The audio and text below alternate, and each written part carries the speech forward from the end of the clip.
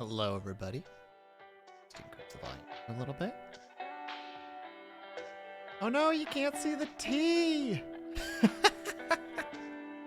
put it over here. There we go. Nice and easy to see. Hello, everybody. Cray wants coffee. Hello. Nice to see you. Hello, Erwan. Yes, I am indeed alive. The original plan today was to play Dead Space, but brain's just not quite there right now. So I figured maybe we'll sit down and chat a little bit. You know, it's been a while. Maybe we'll dedicate a stream to just chatting. Not something I normally do, but you know, why not? It's cold outside. The building that I'm in has decided that heat is not a priority yet.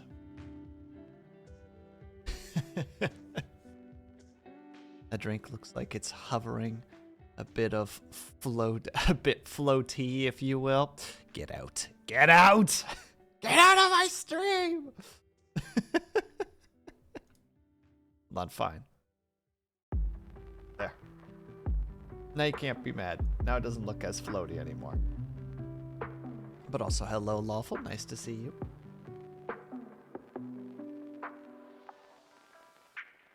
Yeah, I'd say you would deserve a mute as well, but, you know. You're incapable of verbally speaking on these chats, right? So.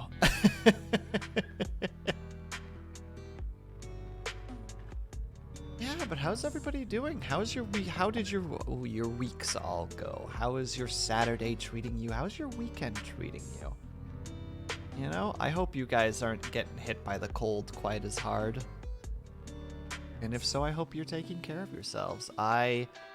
Just before stream, my roommate, dear that he is, decided to make me an ice cap, which is essentially like kind of like a frozen coffee with like ground up ice in it. So it's more of like a slushy coffee. And I decided just like, well, you know, it's kind of cold outside, so if I chug it and then make myself some tea, I'll like counterbalance the temperature. And then forgot that it takes a while to boil tea, so I'm cold as heck right now. Firu, hello! Nice to see you. Isn't it like super late for you? Isn't it like midnight? Or close to?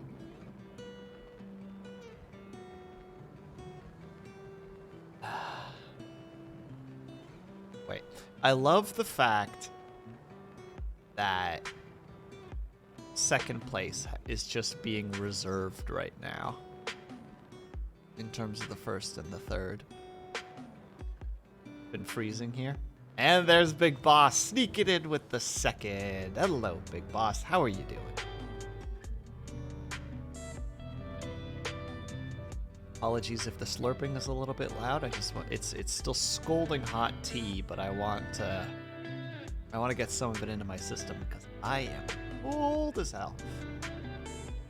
Only 11 p.m. Fair enough. Then I take back my previous dramaticisms. How's it going? It's going all right. I don't think I finished the thought, but apparently the owners of the apartment building that I live in have decided that the heat can go on, but it's only up till like, I swear it's only up to like 15 degrees Celsius. So it's like, I like kind of put my foot against one of the heaters, and it's just like I could just rest it there and it would barely do anything. So I'm just like, huh, well, guess I gotta be a little bit careful with what I'm doing. Got a space heater? Nah, I just use blankets and hot tea. I'm wearing a hoodie at the moment. A hoodie and jeans and a pair of socks. I am prepared. Cold is a state of mind. Firu gets it.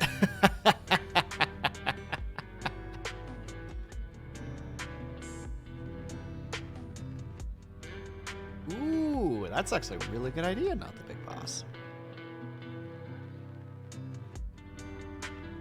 Our building just doesn't turn the heat on, even though they're independent of one another. There's no heat, there's no hot water. Our winters aren't pleasant. Damn, Erwan, that sounds like arse. Trying to reduce my swearing a little bit. Needs an atmospheric. Dude, you're just feeling really cold and distant right now. Take this atmospheric heater. It'll warm your heart and just make you a more pleasant person. Man, imagine if we managed to invent something like that.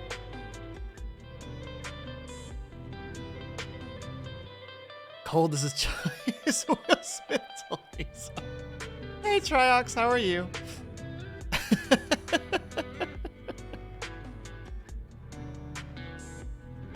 Again, apologies if there's any sound or any slurps or not. Aaron, please stay warm. Yes, exactly, Erwin. Please stay warm.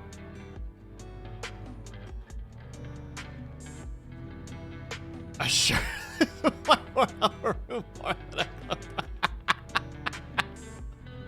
Why, thank you, not the big boss. That's very appreciated.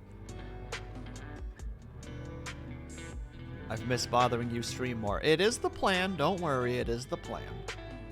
The plan is to get back to my 3-day schedule. I'm done work finally.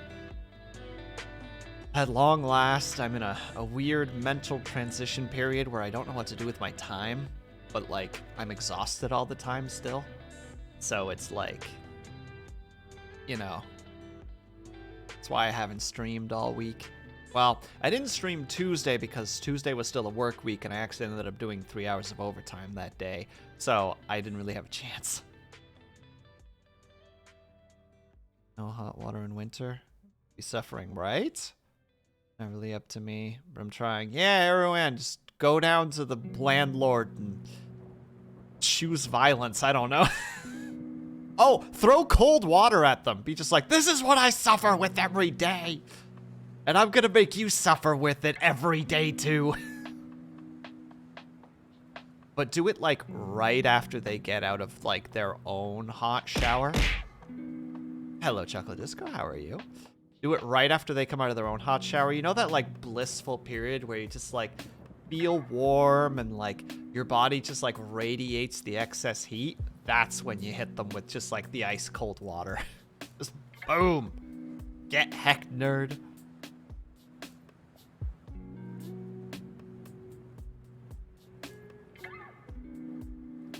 Well, that makes things a little more complicated, Erwin. Things a little more complicated. Water challenge.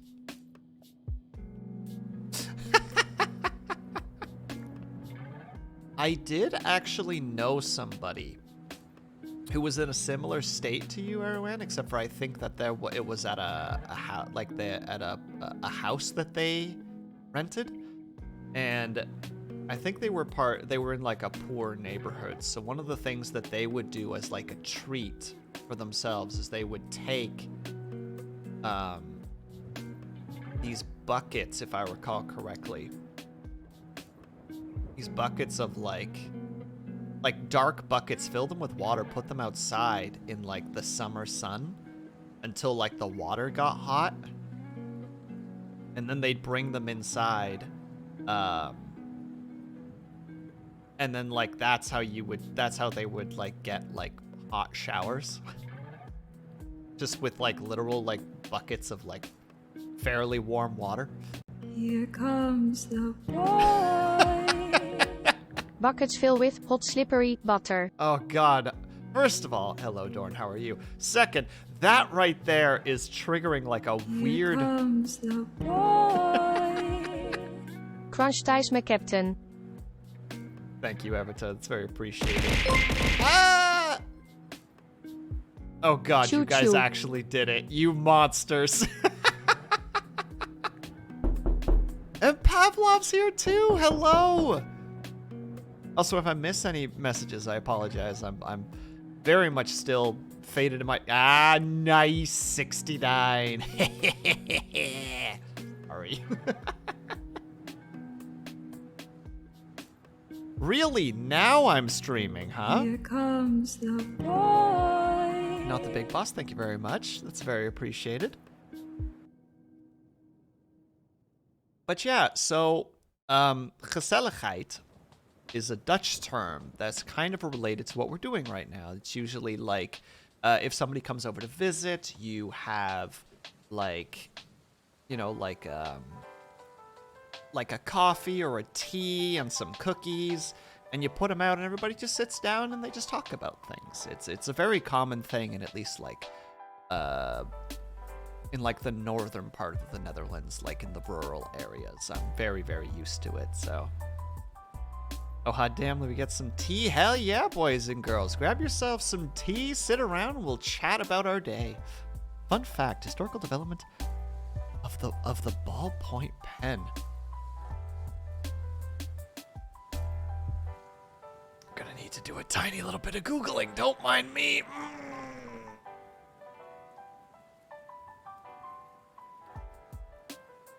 Let's take a peeksy poo here.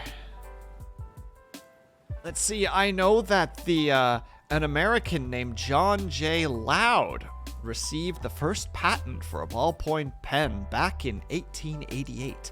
Loud, a lawyer and occasional inventor, wanted an ink pen which would be able to write on rougher materials such as wood and leather, as well as paper. His master stroke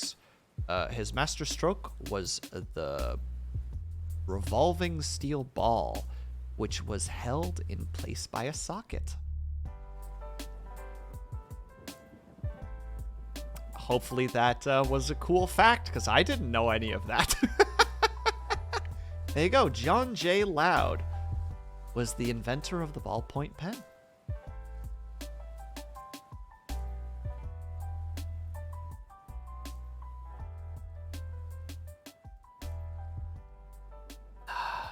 And I'm sorry also, by the way, I don't really have a plan for this stream. I was just like, you know what? A lot of people have made the proclamation that I should do a just chat stream. And I just don't have the energy or the focus today to do the big scaries. Fun fact, he also invented the boy cobblerer? What does that even mean? What is this? The boy cobblerer. The lazy man's cobbler?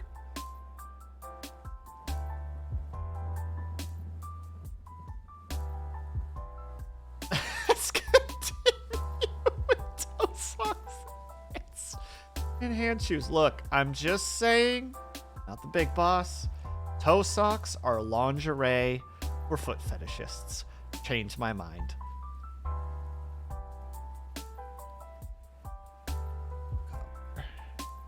Poor boy cobbler? Lazy man's peach cobbler. I'm getting a lot of recipes.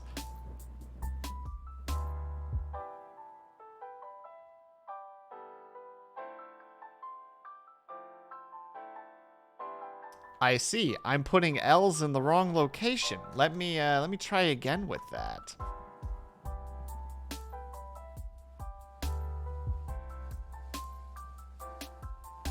It's my dyslexia. I'm sorry, Triox.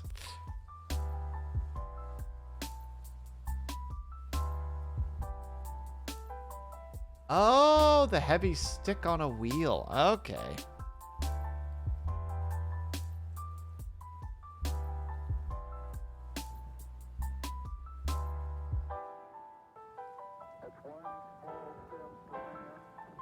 Got it. I think I'm understanding now. Unless I'm just too silly to understand such things.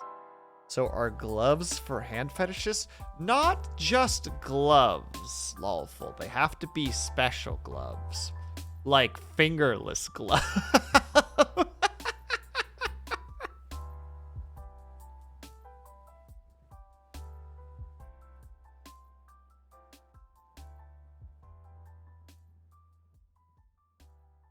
Wait, is there even a hand fet? I don't. Are there there has to be, right? There has to be hand fetishes. Fetishists.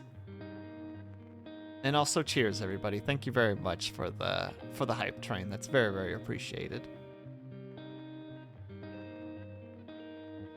Oh, cool. Apparently, I've collected all of the level 1 emotes.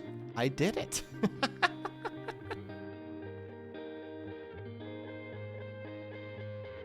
Hand lingerie. How would you even say that if it's there? Hangeray? Hangeray? Hangeray? Hey, Blue, how's it going? No, no, dude. Gloveless fingers, the ultimate fetish. Aren't those just thimbles at that point, but for all your fingers?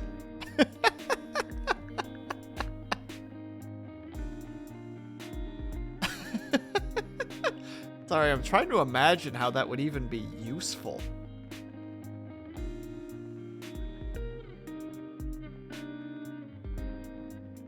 Makes me think... Actually, hold on. Oh, I know what it would be. I don't remember what the darn things are called.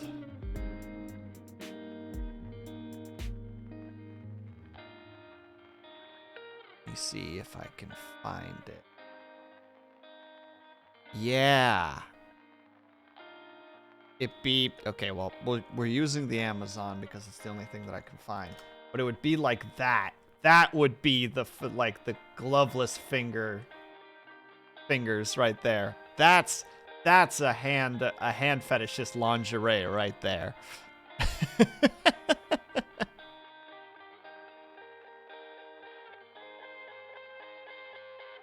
You're not wearing thimbles on all your fingers while sewing. You don't have the max armor bonus. Don't forget, you need to have all 10 in order to get the bonus plus 10 armor. If you're missing even one, you don't get that armor bonus. Just put a bucket on your hand. But that's not, how to say, that doesn't quite bring the same mystique. And also, hello, Glitch, how are you? I don't wear even one thimble. I endure the pranks like a thread warrior. Hell yeah, Ruan. You're just like, pain means nothing to me. Most of the photos that are on Amazon are photoshopped. That's probably true, Firu. Some of the stuff I've seen on Amazon, I like flat on just like, what am I even looking at? Each finger is 1% each. Hell yeah.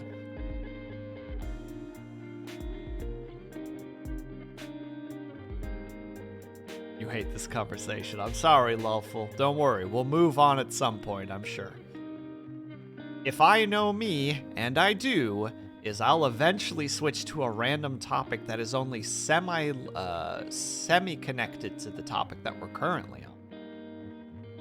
And it will either be better or way worse. So, pray.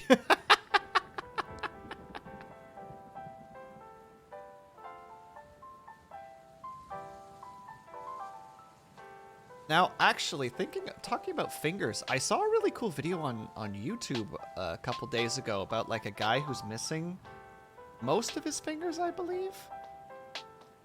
But he like has built his own like mechanical like index, middle, ring, and pinky finger. And it was a really cool video of just like, yeah, look, this is like, you know, like I can open them, I can close them, this and this, and he's kind of talking about the stuff that works versus like doesn't quite work. And the only thing that I'm sad about is in the video he doesn't show how it interacts with things. It was just opening and closing. And like I'm somebody who wants to know like the next step on things. So I'm seeing the fingers close and open up and close, and I think that's neat, but it's just like, well, what do you do with a thing? Like, can you pick up a thing? Or is this just purely just like, hey, look, like we're at the stage where it can actually, you know, if I had a freaking leap motion device, you guys would just be seeing me freaking wiggle my fingers around. You're glad your fingers are, or your fingers, your intern is cooperating with you? I'm glad to hear that, Cray. I know that you were streaming, either today or yesterday. And I sadly didn't get a chance to, like, actually chat, but I was peeking in every now and then. It looked like you were making some pretty decent progress with your next project, which is always nice to hear. I'm afraid I'll make sure to bring back the topic when you least expect it. Oh, sorry, be afraid. Describes what he will do and he proceeds to do so. Look, Firu, ADHD is a wonderfully horrible thing. For people who have usable 6 on each finger. So basically someone who has... Would that be a benefit or a negative? I'm just like thinking about having like... Would that imply, should like that sort of evolution happen, would it mean that the regular pinky would be longer and the secondary pinky would be shorter? Or would it be that your pinky is as long as it is and your final finger, presuming that it's on, you know, the end of your hand, would be shorter? In which case, like, how useful would it? You know? That'd be useful? I'm trying to think. I don't know why I'm just sitting here wiggling my fingers right now. And also, I'm very glad to hear that you were making progress, Ray. I hope that the hats and everything that you're making are going along smoothly and that there's no, like, weird resistance to donating them, because I have witnessed before that there's some, like, weird... Sometimes in certain places, you know, like, people can be, like, oddly, like, resistant to things in terms of, like, taking donations, or they can be a little bit of a pain in the butt.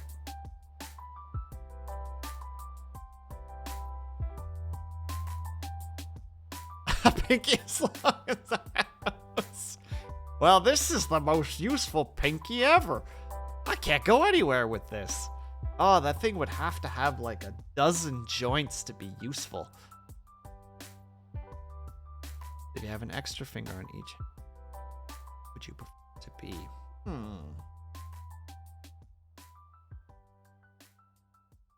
Either way, it takes away the middle finger, right?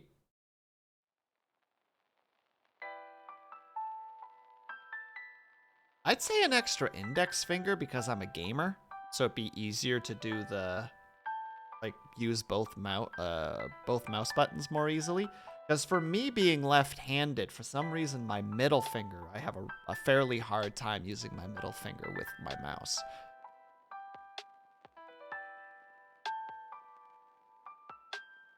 Koalas have it. Yeah, but Firu, koalas also only eat food that is toxic to them.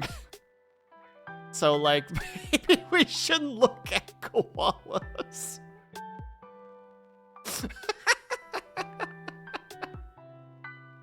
I'm hoping they don't do that, but it's been going good. I'm glad to hear that, Cray. I hope that there's no resistance, because you're doing a good. Finger longer is the invention we're not ready for. Oh God, is that...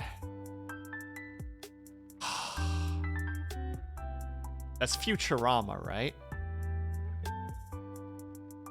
Where he figured the whole episode is them watching the what if machine, but in the end it turns out it's just the professor asking the what if machine what would happen if he invented the finger, like the thing longer or whatever the heck he calls it.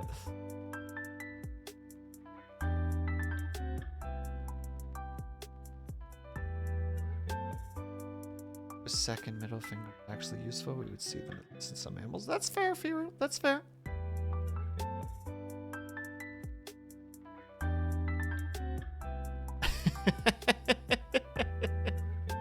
Not sure any creatures have more or less than 5 fingers/toes or bones unless you go far back. Yeah, like it's interesting, right? Like,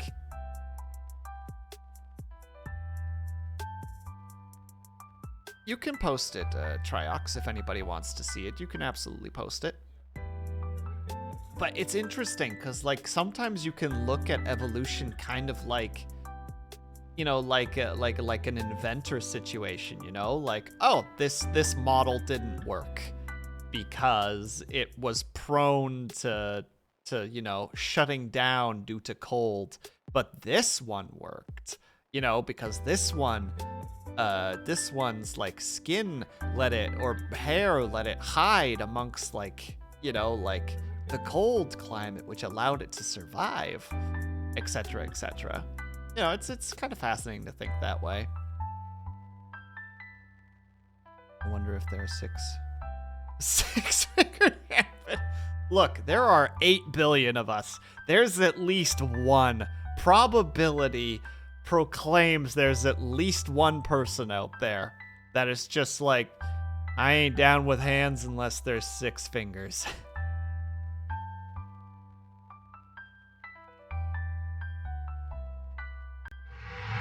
Oh my goodness, I forgot to change those. I will write that down right now. Thank you for reminding me, Stitches. Also, hello, how are you? Nice to see you here.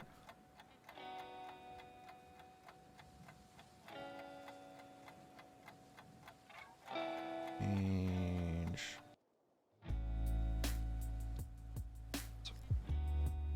Very much appreciated. The 6-finger pervert is a lonely pervert. Should we worry about Steve? Nah. He only cares about people with 6 fingers. I'm pretty sure that guy is harmless. And I'm good. Thank you very much, Stitches. I'm supposed to be playing a scary game right now, but I haven't quite recovered yet. There's just,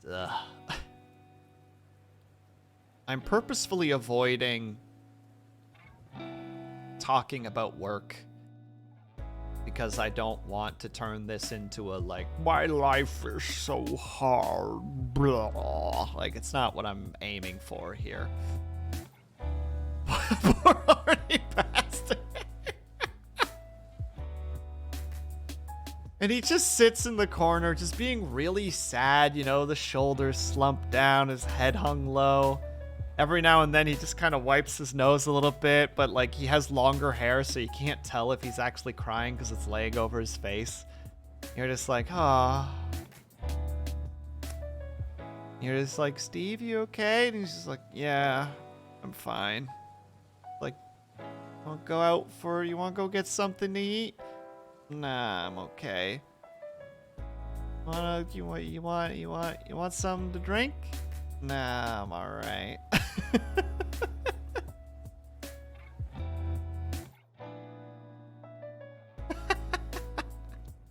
And cheers, not the big boss. Have a good walk. Ooh, fake history and development of the ballpoint pen. Well, you see, Firu. Fake cool fact.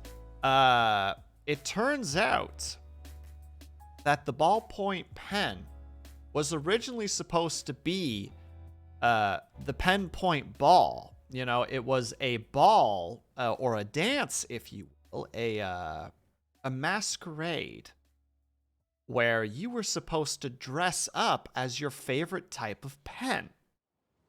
And unfortunately, someone messed up the memo, probably like myself, having a dyslexia moment where the words changed around in their head. And they were just like, ballpoint pen, what a fascinating thought process. And they just kind of sat down one day and were like, perhaps, just maybe, we can create something new and incredible. But he missed that pen point ball. And because of that, he was slightly ostracized from his friends for a while, because that was the newest craze that everybody did. And if you didn't do it, you weren't cool. So Jake K. Quiet, you know, he did his duty to society. He did his best. And he created the ballpoint pen for us. What a champion. Herb, hello, how's it going? Thank you for stopping by. And yeah, Saturday is the day that everybody streams. Probably a mistake for me to stream, but I'm here anyway.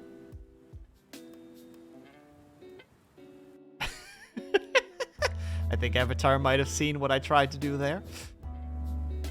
How lawful is amazing? Well, you see, lawful is amazing because they keep me honest.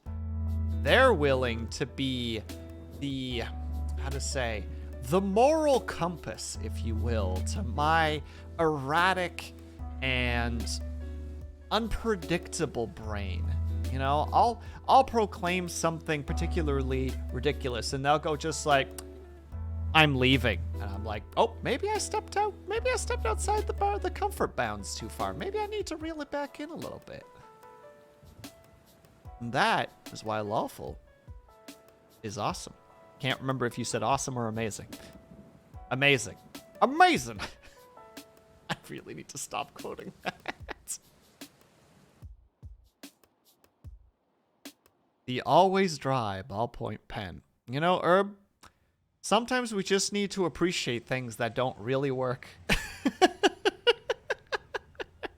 Also, how are you doing today? How is your weekend going so far, Herb?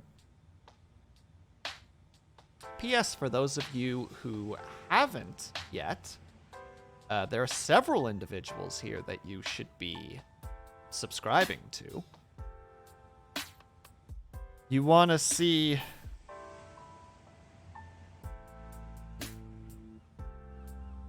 If you want to see a dude either doing coding or a bunch of nice retro games or puzzle games, gotta go check out Observer Herb. He was playing Sonic the other day. It was very fun to watch. He became quite the grumpy boy from time to time.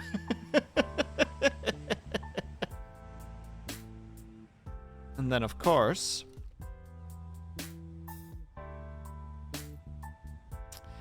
you want to see a more sneaky snake version of things, you should go and check out Avatar 7. He has been playing a Deadeye deepfake simulacrum. Ah! He's been having a very good time with that. He's been making a lot of, how to say, been complaining a lot about how his, quote, sword is too big, unquote. Very good time. Oh no, is Firu leaving? Feeling a little bit ill and it's getting late, so I'm gonna go. Well, still gonna go ahead. I hope I spelled this right. I don't think I did. Well, get it right? Nope, I goofed. I'm gonna try again. Boom. There you go. Firu is kind of all over the place, honestly. Firu likes to just kind of do what Firu does. And you know what? We appreciate that. And then, of course, we also have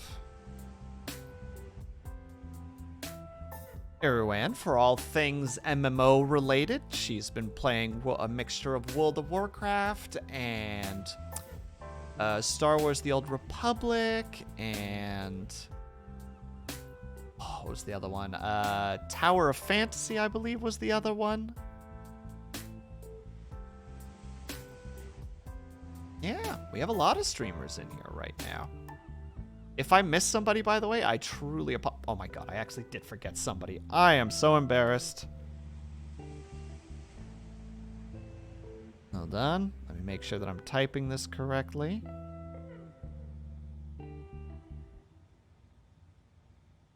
There we go.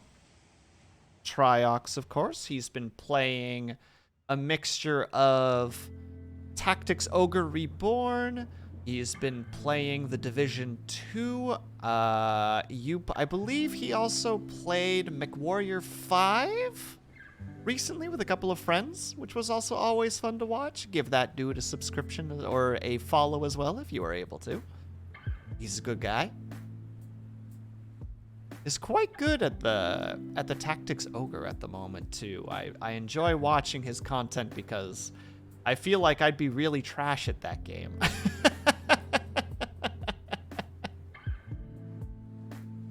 Oh my goodness, that's right. I am still missing somebody.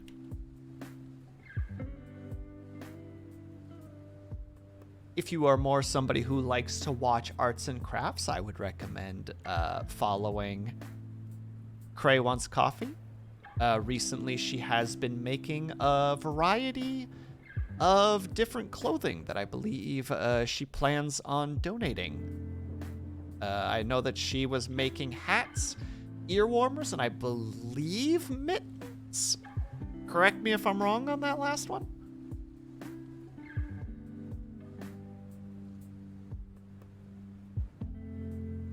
Your spoopy reading part 2 is in a week next Friday. Oh shit. Yes, definitely keep an eye out for Erwan doing that. It was a very good time last time. I sadly couldn't be there for very long, but it seemed like it was a very good time.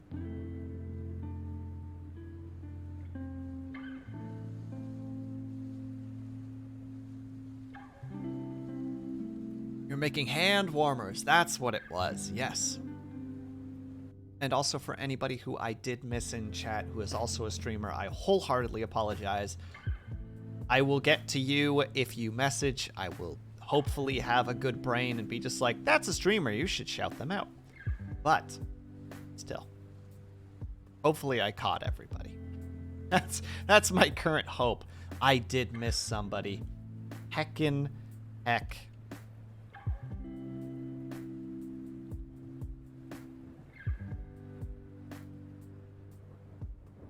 Professor Pavlov plays a variety of different games. He is a great person to watch if you want to see the topic of stream go off the rails randomly.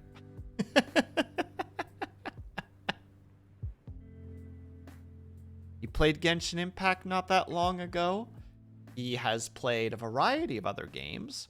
And yeah, if you like a stream where things can shift dramatically very quickly, he is a great person to watch.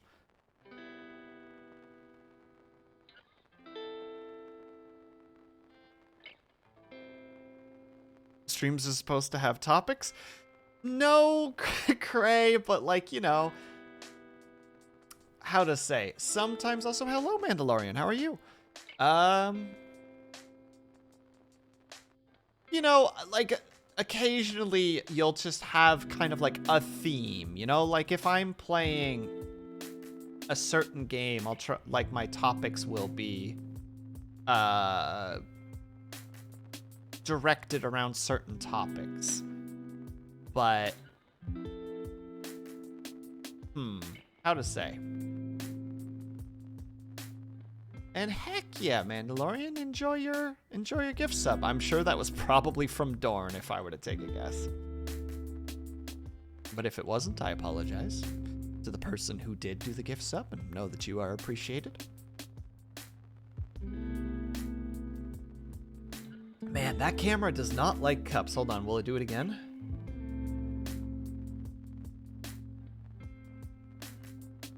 Sorry, sometimes it's fun to just watch the model freak out when you just put a cup in front of your face. It just goes, "Where are you?" Ah! Starting to learn German. Nice. How's it going? What are you using to learn it with? I know that somebody else in our chat knows a little bit of German as well. I know basically nothing. Still better than Ouch! Erwan, you cut me so deep. Erwan, waarom ben je zo kwaad? Wat is er los met Nederlands? Erwan.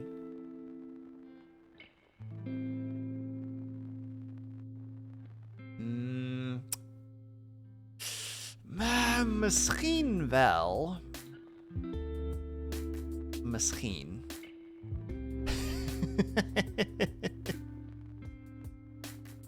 Yeah. Doubts. I believe you could. It's Deutsch In German, it's Duits in Dutch. It's an amalgamation of Dutch. It's in English. Wait, are you talking crap about Dutch right now, Erwan? Are you taking pot shots at me? The guy who's barely fluent in Dutch even though he was born there?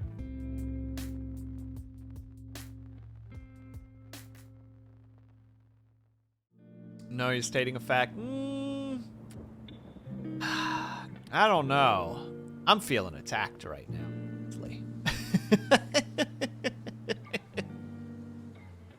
Of course, actually not, but sometimes you gotta be dramatic. Ugh.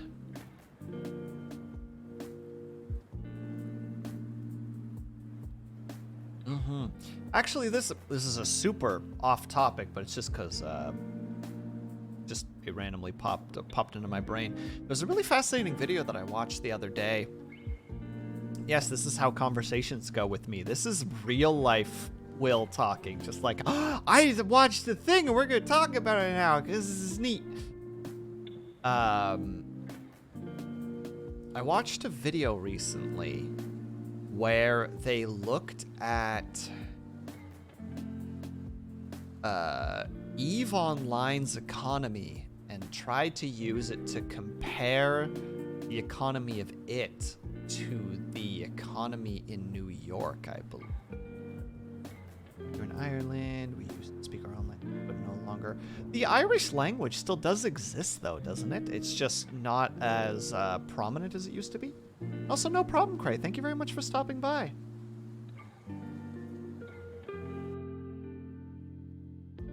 Out of nicotine? Nicotine's not healthy for you. Cray, please. Stay safe. But also enjoy yourself. Thank you very much for stopping by. It's always very appreciated. The only place you speak it is in the... I am not even going to attempt to say that. My dyslexia is just in full... Like, nope. That ain't happening. Or an Irish-speaking town. That's such a shame, though. Like, it's always sad to hear when a language is fading. EVE Online's economy gets brought up a lot, actually. Yeah, because of the tax haven thing. So, essentially, and I apologize for anybody who doesn't find this interesting, in EVE Online, from what I understand, there is a sales tax on everything, which used to be around 2%, but then was boosted up to 5% in-game. So a bunch of, like, mega corporations run by players were just like, we're going to start our own, like, superstructures in space, and we're going to, you know, like, reduce the sales tax at those places. We're going to create our own economies. And everyone was like, yeah, it's an amazing idea, blah. So, you know... But the problem is there's the whole idea of, like, the race to the bottom, you know? So, like, let's say there's, like, a few dozen of these things. It's just like, well, one of them is just like, well, I'm going to corner the market. I'm going to drop mine down to 4% sales tax. So I still make decent money, but I'm lower than the guy who's at, like, 4.5. Then someone else is just like, well, I'm going to put mine at 3, and then I'm going to put mine at 2, and then I'm going to put mine at 1. And then all of a sudden, everybody's as close to 0, and they're not being able to maintain the, how to say it, the superstructures, you know, because they're not making any money. They're literally, like, the exchange rate of items has no taxes on it.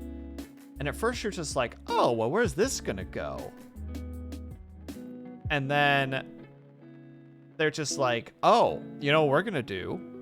We, the wealthier of the megacorps, are just going to hire a bunch of mercenaries to go murder the other one, or to murder our competition who don't have the money to support a giant military. And then they got blown up. And then, like, the richest of the richest of the corps were basically just like, all right, group huddle. All right. 1%. We all good with that? We all good with that? Yeah? Yeah? Jim? Yeah, you good? Yeah? All right, good, perfect, good. And now there's just that 1% sales tax now. with the occasional war happening because sometimes one of them will be like, I'm gonna just play around with the numbers a little bit to try and win a competition, and then a bunch of the other ones are just like, stop that right now. We will drop 500 players on your ass, and they're just like, yeah, well, I stole a bunch of your peeps, so I actually have more money than you, so I'm gonna drop 600 players on your ass. And sorry, I needed to get that out of my system. Back to chat. Love the language. As you know, I really do, but once your main language is English, it's quite hard to learn. It's quite a hard language to learn. I agree with that. Now that my brain is mostly English, a lot of my Dutch has faded, unfortunately, so I feel ya. You mean the Irish or Gaelic? Irish Gaelic. Gaelic is Scottish and Irish. We speak. I don't even know how to say that word. Got it, my bad. It's very much still around. Take a trip to Kerry, and you'll see oak. You'll see deer.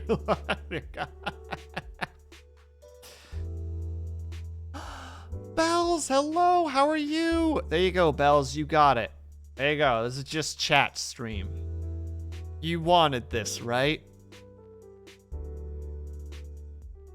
And no problem, Stitches, thank you very much. And Chocolate Disco, thank you for the stretch. I know there are players who makes serious actual cash through evil, but they've been playing for ages. Yeah, they probably have millions in in-game currency.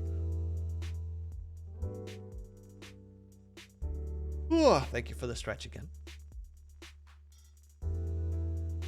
Let's go just chatting. Yeah, we've already gone through a variety of topics, so anything that you would like to discuss or talk about, please say so.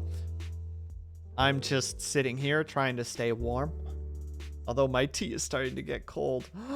Bells, my tea. It's cold. What do I do? Guess I'm just gonna have to drink it.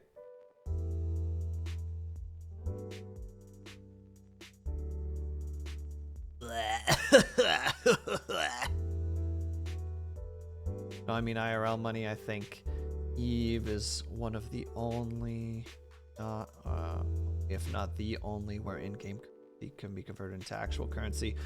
I know, but I'm saying like the people who have like years and years in that game have like millions upon millions of in-game currency, right? So like,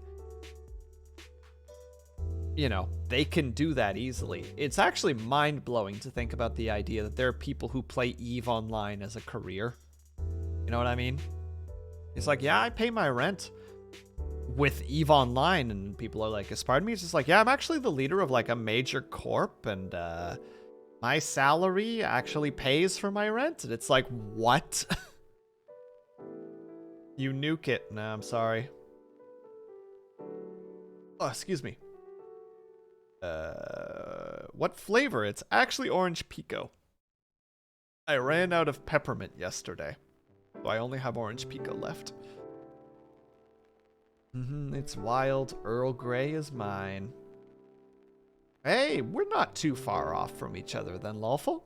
Orange pico and Earl Grey, I think, are semi-similar in flavor. They're not quite the same, obviously, but they're close.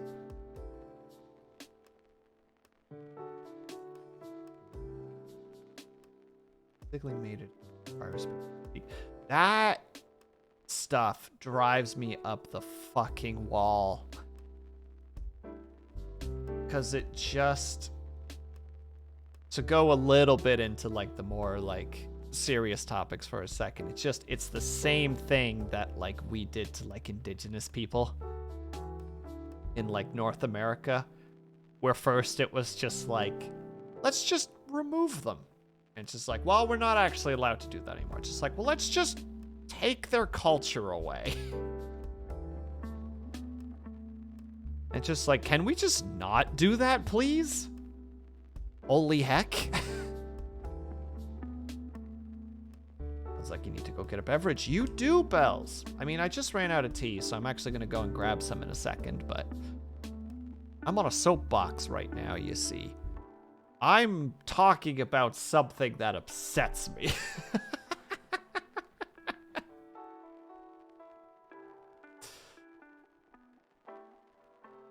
live in... Not gonna try and say that because I know I'm not gonna be able to do it. We're made, pretty sure the building there is still there. Ugh, are they over at least though? There's no way that that's still around, is it, Mandalorian? That'd blow my mind if it's just like, yeah, I mean, technically it's still illegal to do, but nobody's here to enforce it, so what does it matter? And I need to set my... There we go. Neck was a little... Cleaning up and getting ready for my stream in an hour, so AFK, but your stream is still open. Absolutely fine, Arrowin. Good luck with the cleaning and the prep.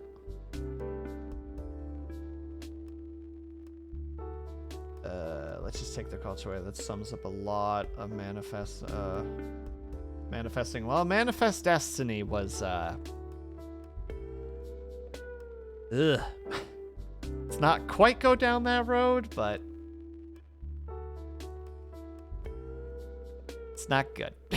It definitely did way more harm than anything else. I don't even know if we can arguably say that it did good.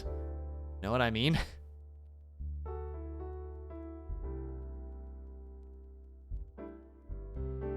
America, we create our culture by destroying everyone else's. Yeah, it's fascinating though, right? Because like there's the whole attitude of like, what do you call that? The melting pot concept, where you can say that just like, yeah, you know, we take, you know, like as the immigrants come in and they bring their cultures into it, it boils in amongst the rest and all the good comes to the surface, right? Because that's the whole attitude of like the melting pot, that all the good rises to the top.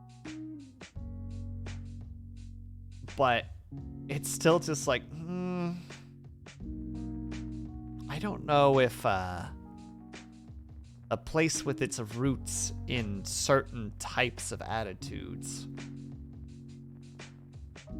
can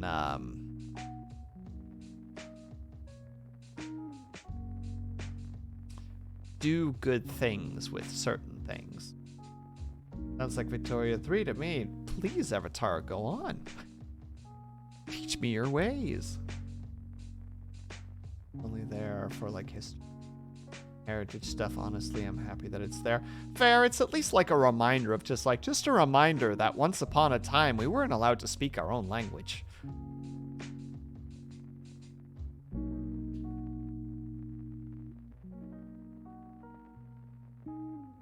Anyway, apologies for that freaking topic. I know that one's a little bit on the darker side that not everybody wants to talk about, so let's switch over to happier things. Taxes, am I right, fella?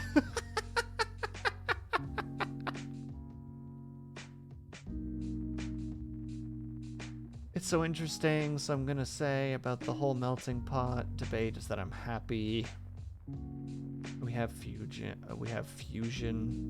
cuisine. There's at least that. The world might be on fire and everything's going to hell, but it's just like, you know, like raised like an Americanized version of like Chinese food, just like food.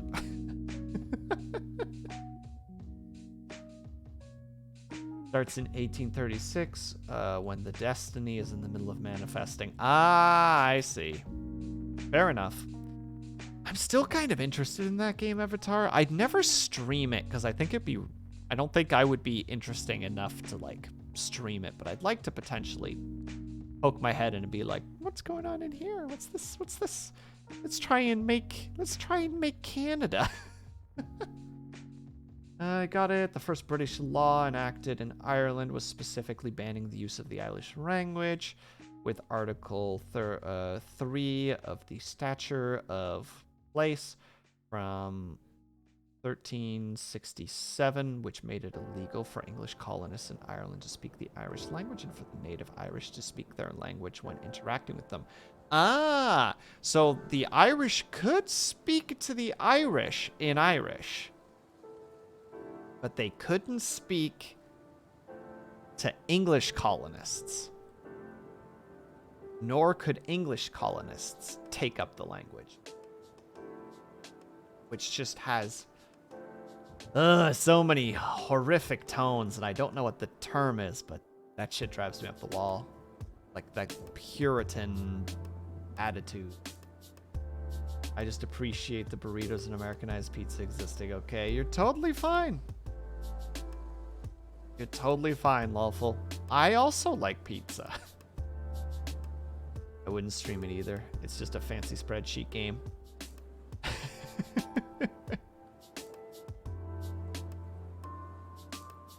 Just like, so what's this game about?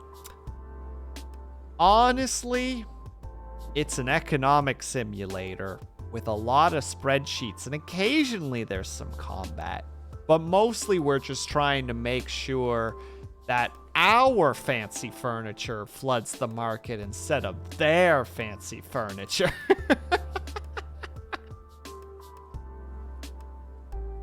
Also, the peasants are mad at me because I decided to give a thumbs up to the middle class, and now they're mad and kind of radicalizing against me. So I've decided to bump up their wages. That seemed to fix the problem. It wasn't allowed to be taught in school. Yep, that's not surprising. That's why head schools were made. Yeah. It's the slow burn way. Actually, it's not really slow burn, is it?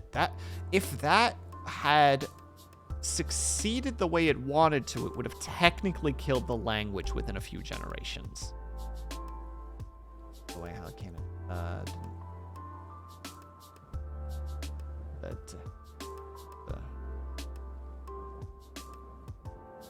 What? Hold a gun to the head. That's not surprising. Pretty sure that over the course of history, we had a lot of psychopaths in power. Psychopaths, narcissists. I don't know if the word that I'm thinking of is correct.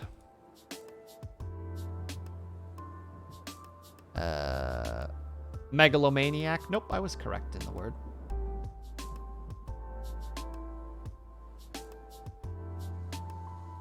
I'm not the social type. Look, Dorn.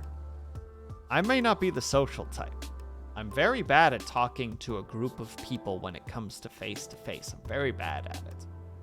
When it comes to talking to a camera and there's some text on the screen responding to me, that I can kind of do. Game where statistics are viable? Couldn't be me. Spreadsheet history.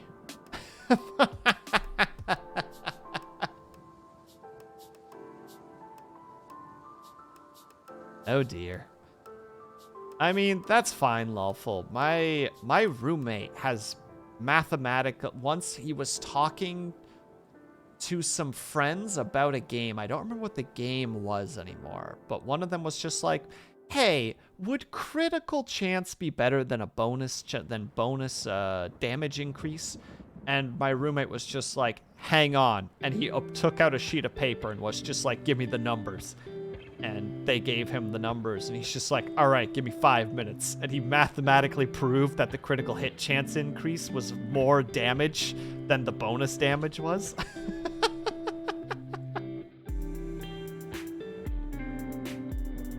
And they're just like, well, all right.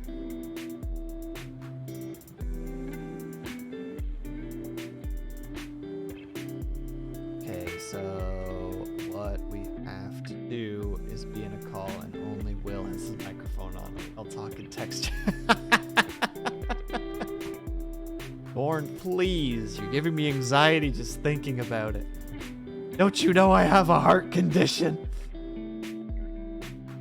He's me for real. Are you good at math, Lawful, out of curiosity? Based min-maxing Chad. Honestly, Chocolate Disco, Rumi is the guy who for D&D likes to just occasionally pick a class and it's just like, how can I make this the most powerful that it can be? I remember doing that for Monster Hunter. Hey, absolutely nothing wrong with it. I wish I had the brain power for it. But for me, it's just like, am I winning? Yep. All right, then clearly this strategy is working. In all other regards, it is just like, am I not winning? I need to change things up, and I don't know how. But I'll figure it out somehow.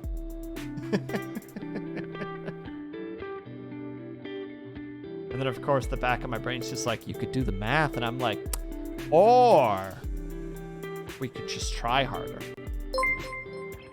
Flossie the Flower, hello. Thank you very much for the raid. Hello, everybody. Welcome.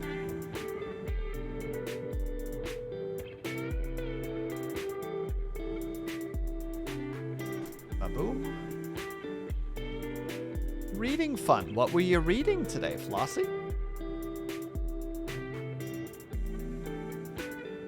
Flossie brings friends or friends. Heck yeah, we always like friends around here. Hello, everybody. For those who don't know, my name is WillSleepsNot. You may call me Will, you may call me Sleeps, you may call me WillSleepsNot, whatever you prefer. I am an insomniatic ADHD VTuber who doesn't know what the heck he does most of the time. Right now we're doing a just chat because my brain is fried from a whole lot of things that have happened this week. So I've decided to just sit down and chat for a while. We bring deeply philosophical regret. Ooh, please. What kind of regrets are we thinking about specifically? I can think of existential regrets, but what are philosophical regrets? You're reading Coaching Days and Coaching Days. I do not know what that is, but that sounds neat. All the regrets. Remember that time that you had the money to go and buy from that vending machine your favorite chips and you didn't because someone walked by the vending machine? It haunts you to this day. Never know if that was the best bag of chips we ever had because we never got a chance to try. And how am I? I'm doing all right. Thank you very much for asking. 1893. Oh, I'll rip the chips. We wish that we could rip open that bag of chips and devour the contents from within, but we can't. Maybe that bag's even still there to this day. Who knows? We could go back and check. But why would we? It's already too late. That moment has passed. We've moved on. Or at least we want to believe we've moved on. But we know deep down in those quiet moments where we're sitting by ourselves, when the world just seems a little too quiet and the voices in your head are just a little bit too loud, you remember. Remember that bag of chips. The bag of chips that got away.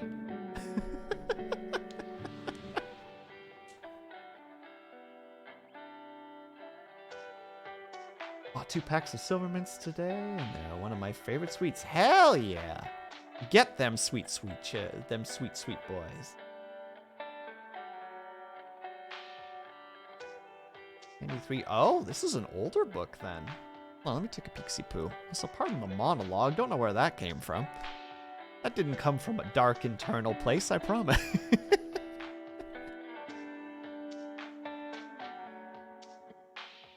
Days.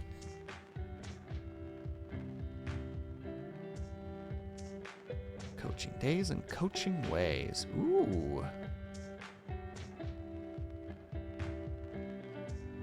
Is there a Wikipedia page on this? Of course not.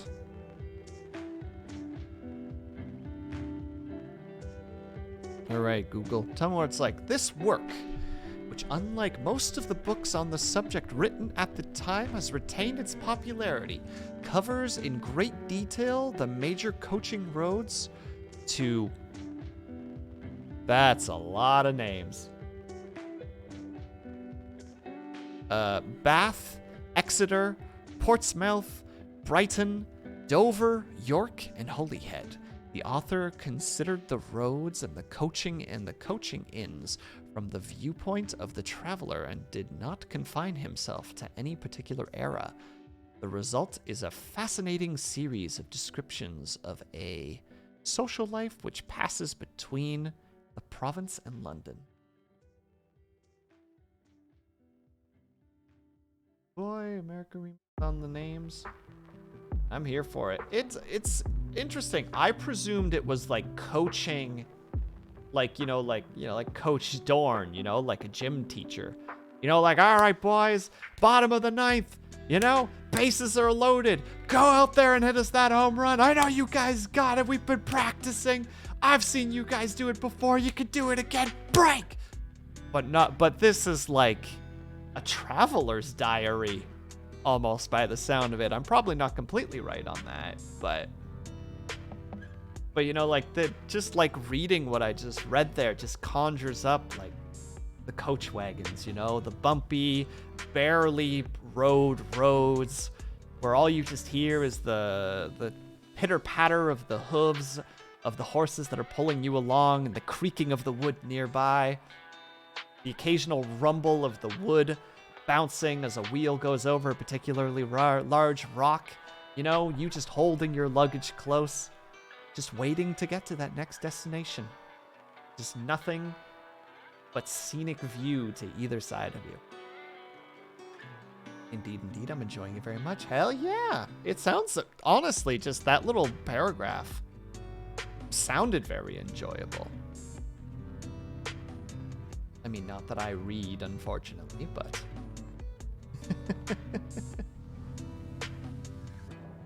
Understandable? Yeah. Don't forget the highwaymen and the murderers. I was trying to avoid the negative parts, but that's where my brain first went when I said holding your luggage.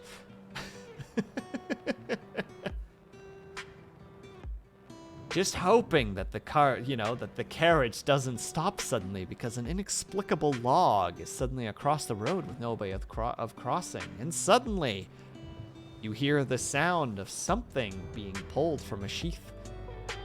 And the terrifying words of "your money or your life" coming from just outside the carriage. Some barely get 30 minutes into their journey, right?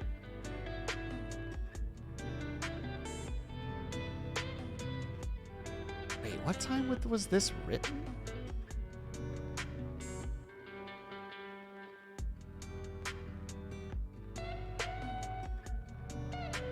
I'm particularly digging this tune at the moment. And this was 1888? Oh, so there would have been...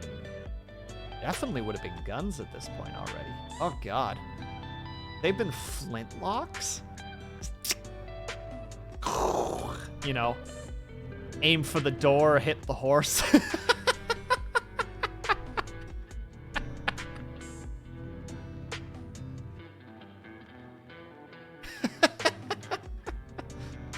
Damn it! That was the best horse, too! Throws his flintlock on the ground in anger. Welcome. Lady Sith, thank you very much for the follow. That's very appreciated. No sleep, Will. Hell yeah, no sleep for me.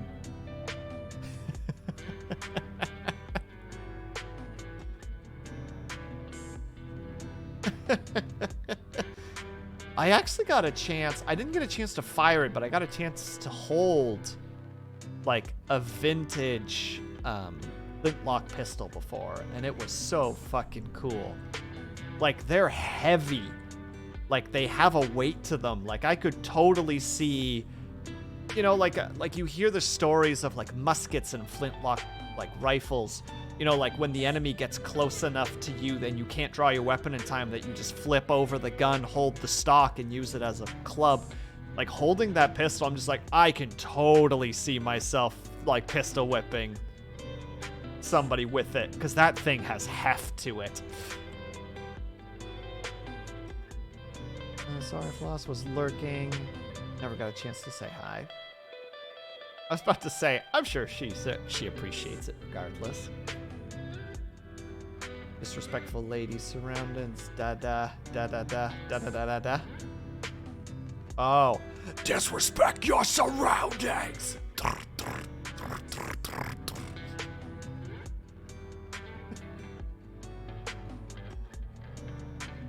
One shot a pistol and miss and hit the guy. Yeah. That's why I love reading like old stories about like you know, like pistol duels where, you know, like they do just like, all right, you know, draw at 10 paces, and they fire and they both just brutally miss because the accuracy was just so bad. Seriously, just going down that freaking road for a second. The invention of rifling and like the Minier bullet, which turned into like more modern day bullets. Seriously. I don't know if you guys have heard some of the stuff from I think it's called the Crimean War. Was the war that was like the major display in history about how far technology had gotten us, and also how we had not adapted to it properly. Like the two big ones is the Thin Red Line, which I believe was British forces for the first time. They were using rifled firearms. So their accuracy and their distance traveled for bullets could actually exceed a certain amount. And like the Russians used light cavalry, and it was very common that you could charge light cavalry into musket fire because the musket range was so low that by the time they opened fire on your cavalry charge, they could still make it to the front line. Even if the horses got spooked, for the most part, you could still hit it. But because like the kill zone or the kill range had like tripled and they weren't aware of it, you know, like the cavalry were charging against like this very thin line of men with guns, and they're like hearing bullets whiz past them and being confused because, you know, like they're seasoned warriors and they know that this isn't the distance that they should be able to hear anything, but they do, and like their numbers get decimated. Because like this was the time again we got to use that. We got to use advanced artillery at the time. We got to use ironclads. We got to use, we as in like the human race, I suppose is the best way to describe it. We got to use telecommunication for the first time, which also ended up causing the charge of the Light Brigade, where an entire yeah, shh, Aussie, don't tell them. You know, the charge of the Light Brigade, where there was an order for a like a light cavalry charge, I believe, of the British to attack, and somehow through miscommunication, through like the first time using, you know, like the equivalency of telephones, a British light cavalry unit charged at the wrong embankment, or like the wrong embankments, which ended up, they literally charged through an area where both sides of them had artillery and guns, and they were like brutalized because of this miscommunication. Like it was a perfect example of just like we hadn't figured out the technology yet. Oh, and also we had watches for the first time, like pocket watches, where they could like actually synchronize attacks. I'm sorry, I'm a little bit of an armchair history buff, and like the Crimean War was fascinating for stuff like that, where it's just like, look at how technology changed things.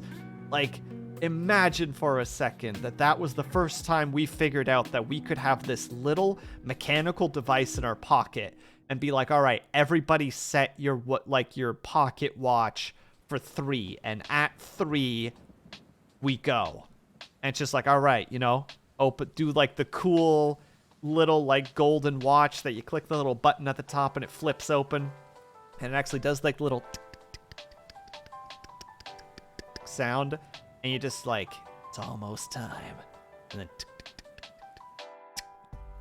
go, and you know, then the men go over the top and the big charge happens and it's all coordinated. It wasn't like that before. You just hoped for the best.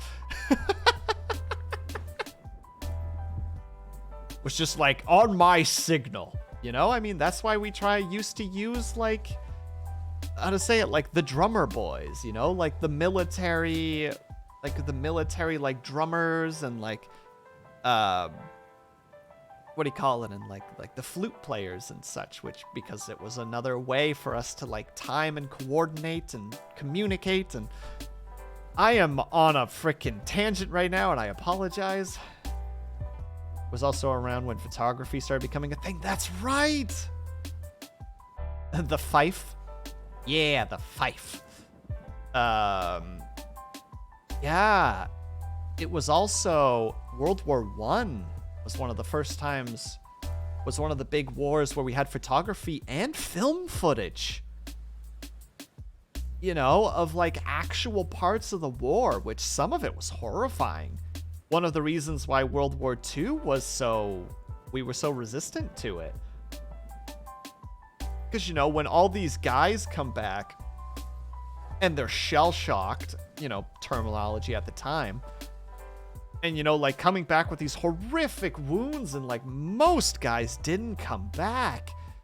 And, you know, you're seeing these pictures in the paper of like, you know, like the hospitals and all the other things. Like, it's freaking terrible. And then all of a sudden, you know, like you see some guy in Europe kind of being a little bit of a dingus and just like, do we need to go to war with this guy? And the population is like, no, you will not take my son from me. And then it was just like, all of a sudden they're just like, hello, Poland? We're here. And all of a sudden all of the freaking, you know, the allies are just like, fuck. All right. We let him go too far. Whoopsie doodles. All right, let's go get our boy and put him in the timeout corner. I think shell shock should still be considered a term. The problem with shell shock is that the attitude behind it was, don't know if you were going for a pun there, not the big boss, but that was a decent pun, or a decent play on words at least. Well, PTSD, how to say it, there was a little bit of time a few years ago where it was just like overly used, but like PTSD isn't, like, you know, post-traumatic stress syndrome is absolutely a thing. Shell shock was kind of considered, exactly, it was considered a moral weakness in World War II.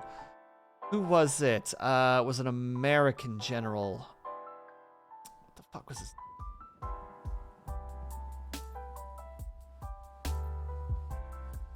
Patton. Yes, Patton had the whole attitude of just like, I will not have, you know, like, I will not have cowards in my ranks. And it's just like, dude,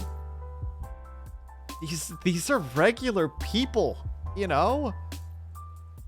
An average person does not... This was a thing. Okay, just to kind of build on this a little bit. Back in the day, you know, with musket fire, the reason that, like, training people was so difficult for armed combat or for firearms is because most people can't shoot at other people. At least for the most part, there's something in your head that registers that they are another living being. So a lot of people aimed their gun upwards and fired overhead. It was difficult to teach people how to go for the kill. That's why there was a lot of training attacking certain things. But he's not wrong, but he was a product of this time. Combat psychology had not been evolved yet. Yeah, and I wish, or invented yet, and still, I don't know if combat psychology is a good thing. Because you're basically trying to teach people to be like, hey, you see that person over there? That's a person? They're not a person.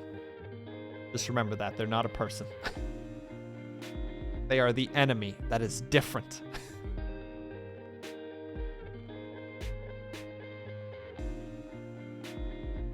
Hold on 1 second. Getting boomed.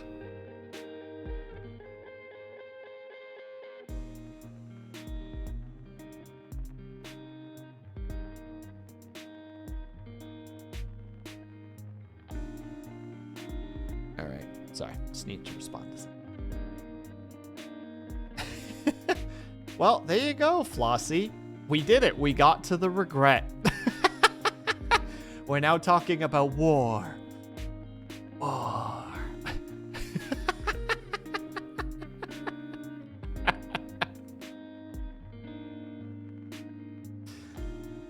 Although, I don't know philosophy very well, so I don't know what philosophical regret would imply.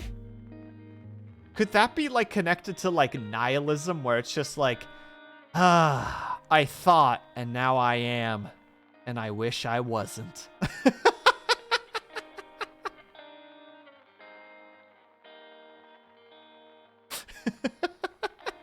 That was a really dumb joke. I'm sorry. I'm sure Avatar is sitting at home just going, just like, God damn it, Will, shut up.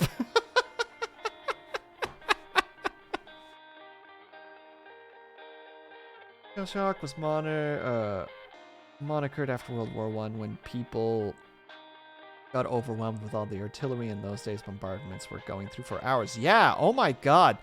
The, like, millions of shells that were tossed out during World War I was ridiculous.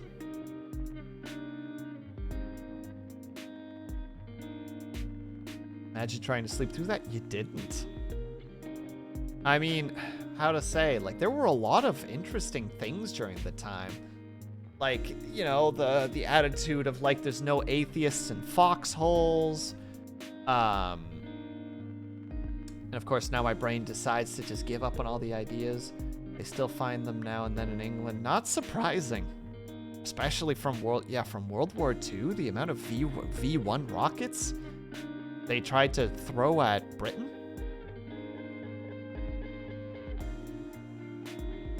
At least in World War II, there were actual lulls. I don't know how to spell it, but I know what you're saying. Lulls in combat. Yeah! I mean, there were lulls in combat in World War I as well. I mean, there was, like, what was it? The Christmas miracle thing. Here comes the boy. Hi sleeps, bye sleeps, go fight win. Man, that actually flowed really nicely, Pom Pom. Thank you very much, by the way. That's very much appreciated. And I hope that your day is going well. Please don't stress yourself out too much. You got this. I believe in you. Someone is trying to start a garden patch and ended up having a bomb squad going over today. I just wanted to plant some carrots. Why? This is ruining my whole weekend plans. Harumph.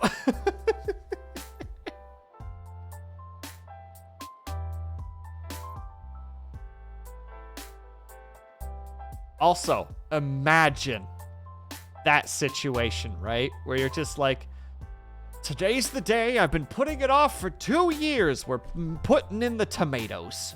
Gosh dang it, we're going to cut down on our food costs this year, and we're going to do it by planting our own crops. You know, shovel noise. Shovel noise. Ting. Ting, ting. Look down. It's just a fucking bomb. Just, oh. Beep, beep, beep, beep, beep. Hello? Government? Yeah. Yeah. Yeah, it's me again. Yeah, I found another one. Yeah, same place. All right, thank you. I couldn't think of a British name for this guy, so I just decided not to give him a name. I get the impression that the Crimean War was just foreshadowing for World War I. It showed a lot of things, but also the Spanish Civil War helped Germany with its air force. Like, that was also a really big thing. I'm trying to put out 3 event fires right now.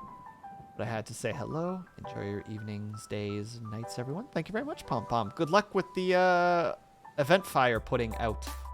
I hope it goes well.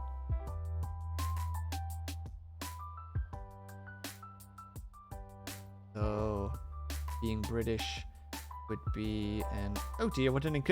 Oh dear, I seem to have found an explosive in my backyard. What an inconvenience this is.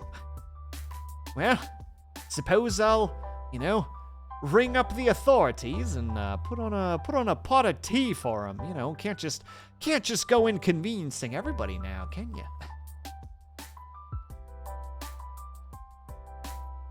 How many Crimean wars were there? Too many Crimean wars. Even just one. Pip, that's a British name. Or Nigel. Oh, Nigel would have been a great name. Man, it's one of the few Family Guy jokes that I thought was actually kind of funny. Where it's just like, the British don't even have the worst that happens in Britain if they have drive-by arguments. And it's just like, I say, is that so-and-so, the young upstart from so-and-so? No, I believe it is. No, let's get him. Oh, it is Reginald, that's it. And they stop at the side, and it's like, oh, Reginald, I disagree. They just drive away. Just like, wow, that is one of the only good Family Guy jokes. All you need is a cup of tea and a sit down. I mean, that's what we're doing right now, right? Flossie, we're having a nice cup of tea and a little sit down and a chat. You'd be surprised. It's so funny that Americans think there's so many people that speak like that over here. I mean, it's a stereotype, right? That's the whole thought process behind it. You know, there's the stupid "hello, governor" kind of attitude. We need a fireplace in a library background. True. But I just wanted this kind of music. This is the music that just... this is for me. This is for me. For me. I'm doing this for... This is a me day.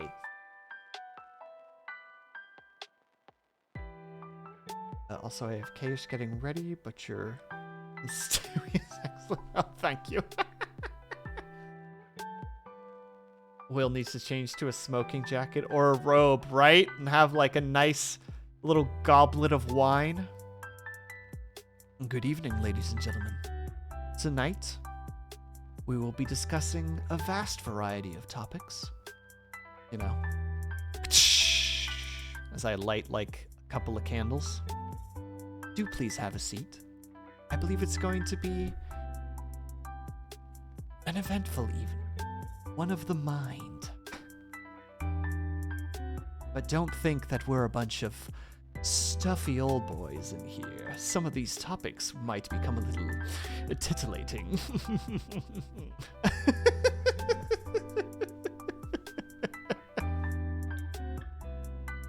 I'll see myself out. Goodbye, everybody. Or those bubble blowing pipes.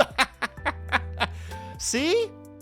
You see, not the big but or wait, no, it was Stitches. See, oh, Stitches is AFK right now. But there you go. One of the reasons why Lawful is amazing. Keeps me honest. See, I went too far.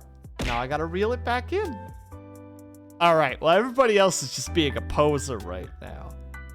Lawful's being the trailblazer at the moment, and everyone else is just being a copycat. Posture check. How did you know I was slouching? How did you know? That's amazing. Pose this.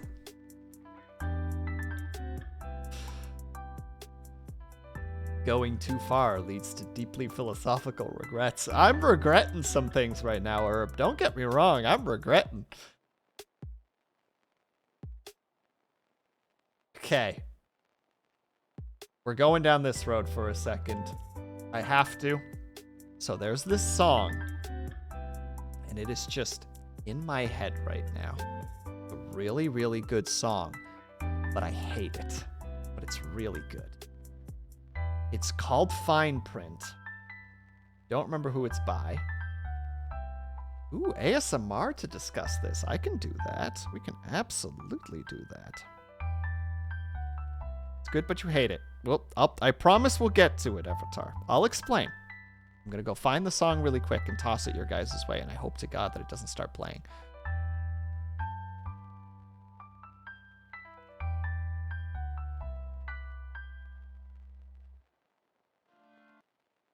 Ooh, almost didn't do it. This is the song. It's called The Fine Print by Stupendium, I think is how you would say it. Oh my god, I haven't had subtitles on this whole time. I'm so bad. Pardon my burps. Oh god. Oh, I'm having the panic burps right now. Okay, that should fix it.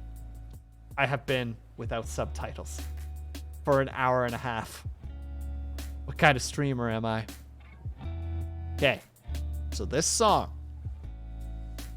has it's a song for the game, or it's promotional material as far as I understand for the game The Outer Worlds, which is a game by Obsidian, which is like I think it's supposed to be kind of like a similar attitude to like Borderlands, but it's a little bit more on the idea of like hyper-capitalism, you know, like everybody has to fill out forms and it's all bureaucracy and there's fines and there's fees for the dumbest things.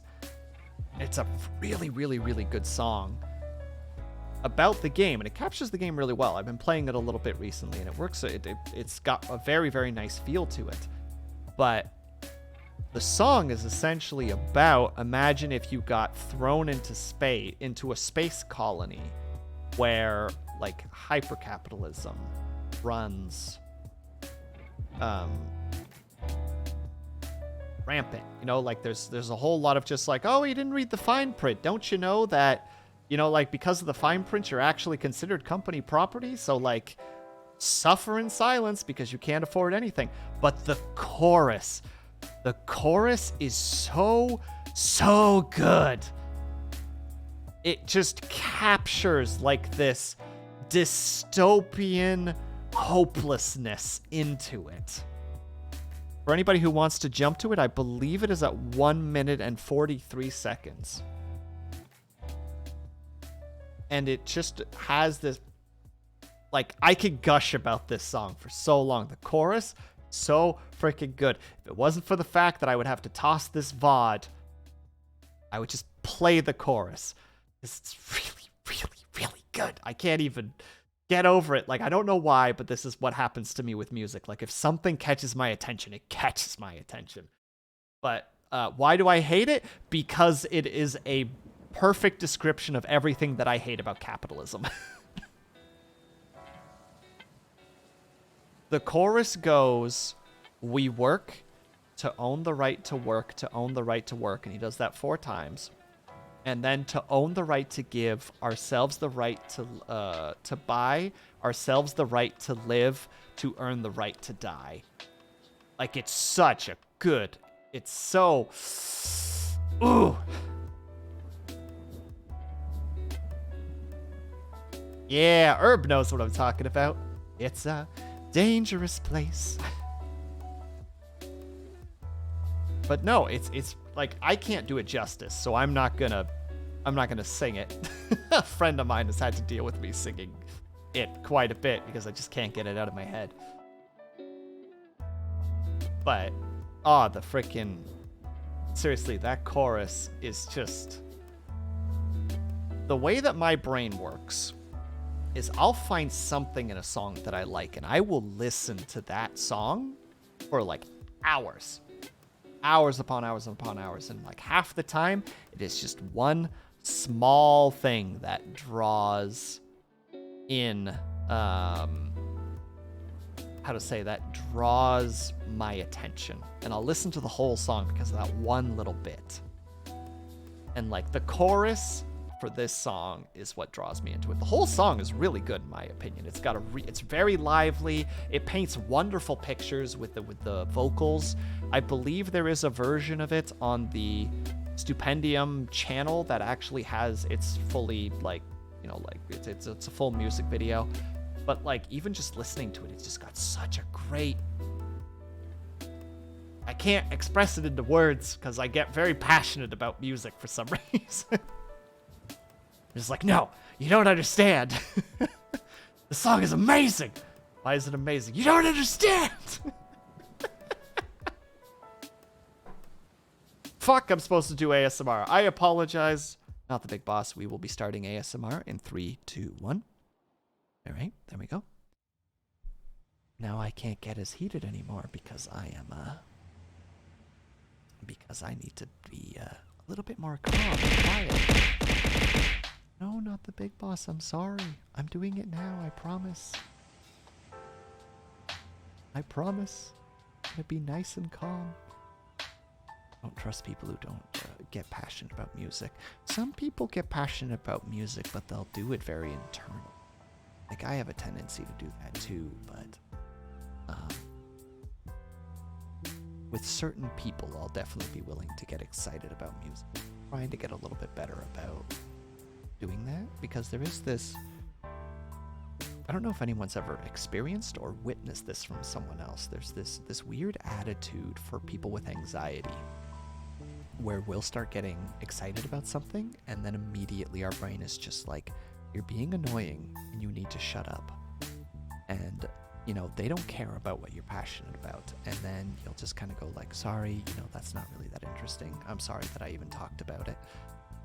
And I'm trying to unlearn that because I'm really bad for that. Like, I'll be like, for like Dungeons and Dragons or for stories or for movies, or like if I have this idea in my head that's just like bouncing around and is slowly taking shape, I'll just be very excited and I'll want to talk about it. But I won't be able to because, like, internal brain is just like, you need to shut the fuck up. And then I'm just like, okay, you're right. I see that there's a couple of people in chat that know what I'm talking about. Also, welcome back, Cray. I hope that your nicotine consumption was enjoyable. But yeah, so like, I'm trying to unlearn that a little bit, so that's why I'm kind of just like, all right, let's talk about something that I like, and we'll see if I randomly shut myself up or not. But I'm trying not to do that. Also, for those who don't know, I still need to get the actual image, but I have a redeem where I have to ASMR for 5 minutes, and Not the Big Boss has asked me to do so. So we still have 2.5 minutes of that, so hopefully nobody is uncomfortable with that particular situation.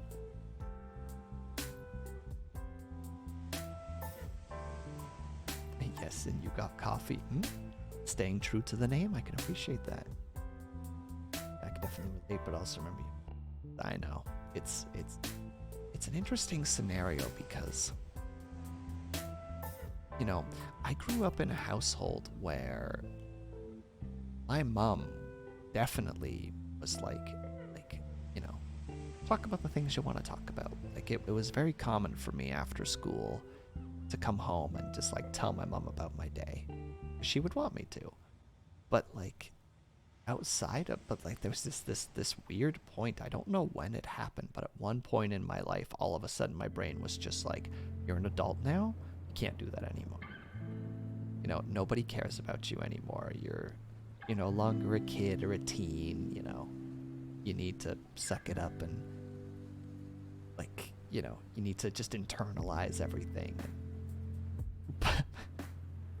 push down your feelings, you know, to quote the thing that I know is gonna get pillows thrown at me, but be a man.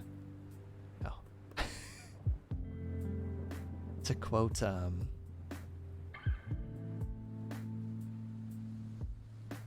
what is it? To quote Bill Burr, disregard your feelings, act like you have answers.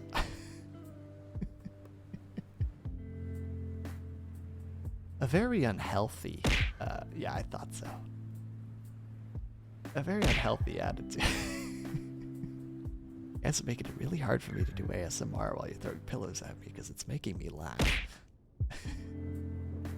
And I know it's a very unhealthy attitude. I'm trying to get better at it, but it is still something that I have really locked into my head. And, you know, it's the adult brain. It tone it down to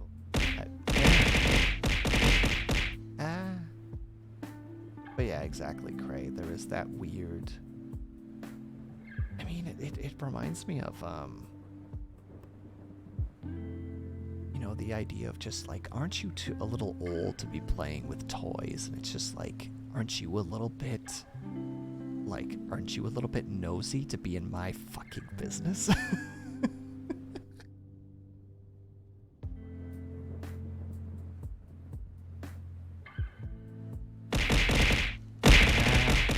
Wow. Also, this is Chocolate Thunder over and out. We're done with ASMR for a little bit. I can relate, especially with the adulting part, sometimes geeking out about fun stuff that you're into is a lovely time with others. Absolutely.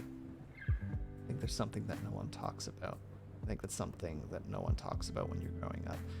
It's, yeah, it's interesting because, again, like, you know, this shouldn't be the case.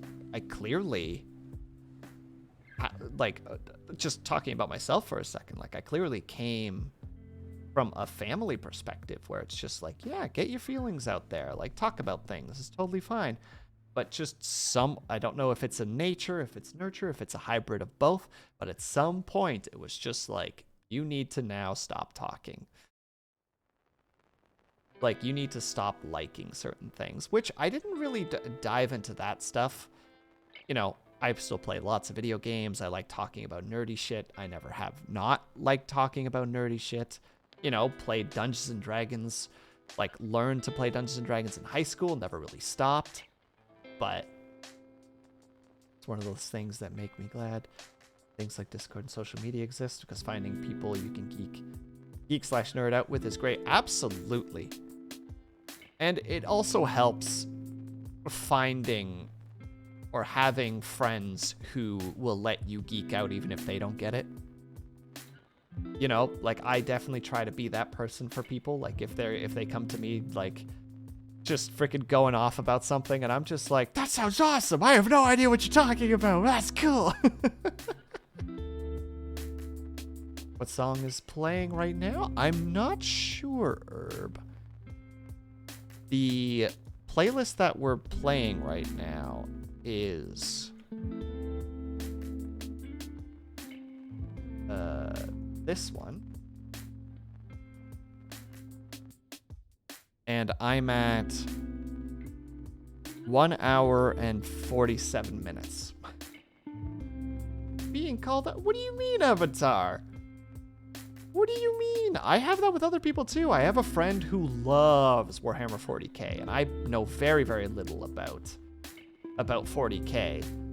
But I love listening to him talk about it. Just like, did you know about the orcs and the crazy shit about them and how their stuff doesn't actually work, but it works because they have like a weird psychic thing that allows them to do that? And I'm just like, this is so cool. Tell me more about it.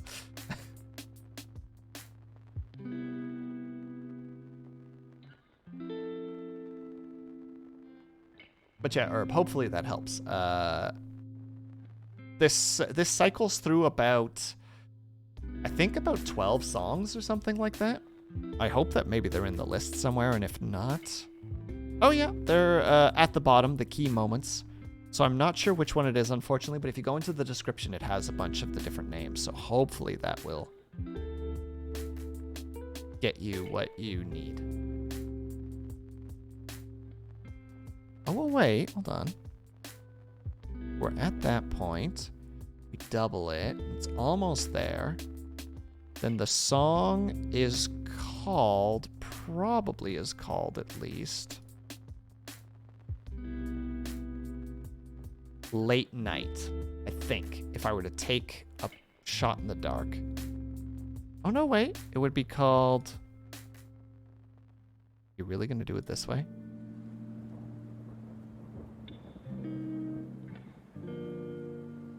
Lavender. I think we just shifted into In the Morning. Hopefully that helps. Definitely gonna borrow that playlist. It is such a good playlist. I love this lo-fi chill beats video. I've used it quite a few times in other situations where it's just like, yes! Yes!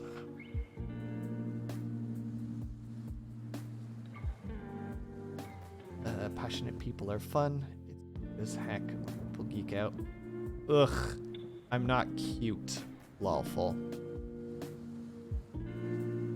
Don't you ever call me that. Late at night. Noise. Dang it, I got it wrong. I apologize. I love how that connection, the desire for connection, and the strength of them, bringing loveliness and joy to life. There is a super joy, how to say it, there is a super joyousness to listening to somebody get passionate about something. But I get very cautious when I get, because in my head, a lot of the time, it's just like, you're being a burden right now. You're annoying people. Thanks, Avatar. Thanks, Bells. It's lawful. Thanks, Erwan. It'd be nice to have something that plays I get sucked into what I'm doing and not talking about shit. It's one of the reasons I play this. I hate dead quiet backgrounds for myself. I have no issues with other people doing it. It's one of that stupid, you know, like double standard for yourself, you know, just like they did this thing, that's fine. I did this thing. Shame. Stinky note. That's mean. This is bullying. I'm being bullied. But we'll put it there. There we go. Stinky note has been placed. What a kudere. I am a self-proclaimed kudere. I will love and cherish the people that I love and cherish, but I'm going to be distant and cold to them. What a healthy attitude. Why does everybody think that I'm mad all the time?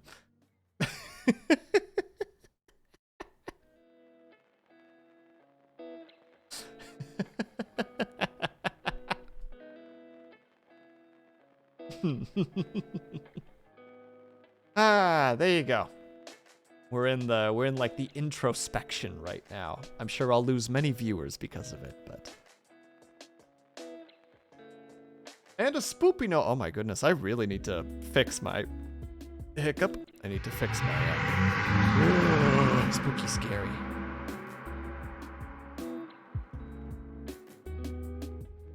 I'll need to change those later, but we'll deal with that when we deal with that. Right now, we're just hanging out. We're just chilling, just chatting. We're having a good time. I hope everybody's having a good time at least. Nervous laugh because can't tell in the delayed response. I do think it's funny though that you can usually tell that somebody has some semblance of, how to say, I'm having a great time.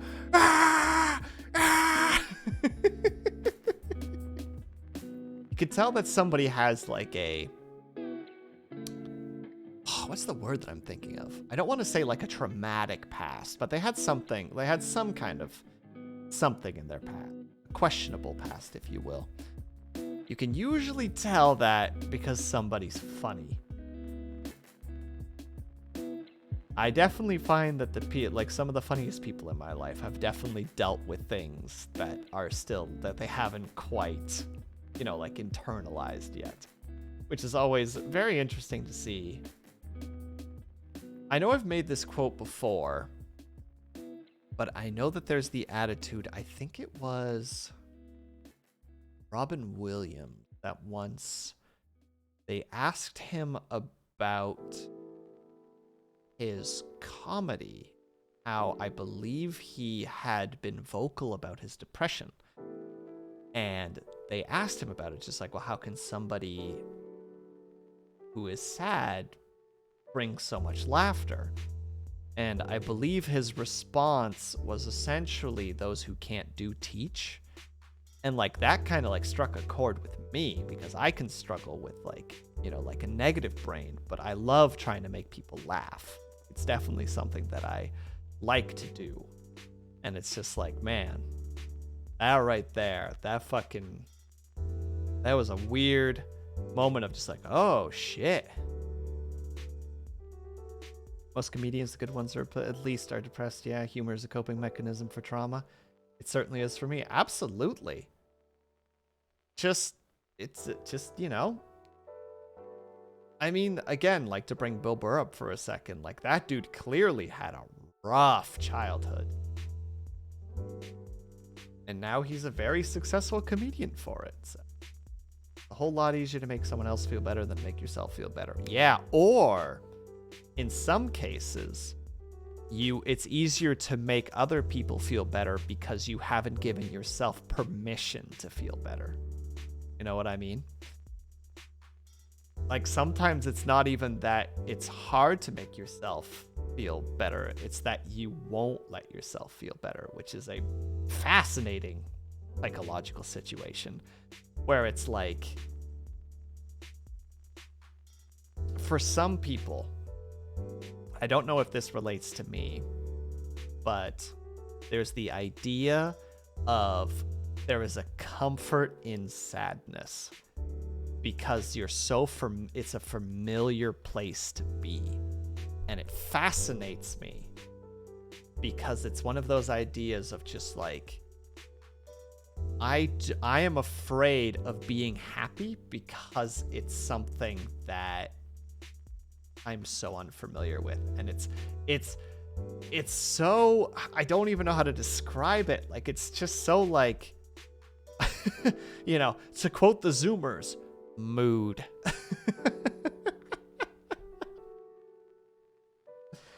Oh, sorry. That thought process, based.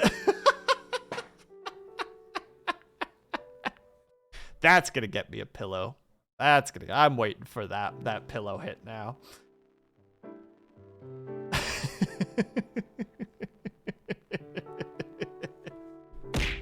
There it is. Rapidly deletes mood from tab. Types mood. Streamer says mood. Just slowly delete. What would be happiness for me? That is an insanely complicated question. At least half of the people who suffer from depression don't seek help because they're too comfortable in said depression. It's all they know, it's their norm, so the idea of the equilibrium changing, even in a good way, is too scary. Literally easier to stay depressed than to attempt happiness. Absolutely.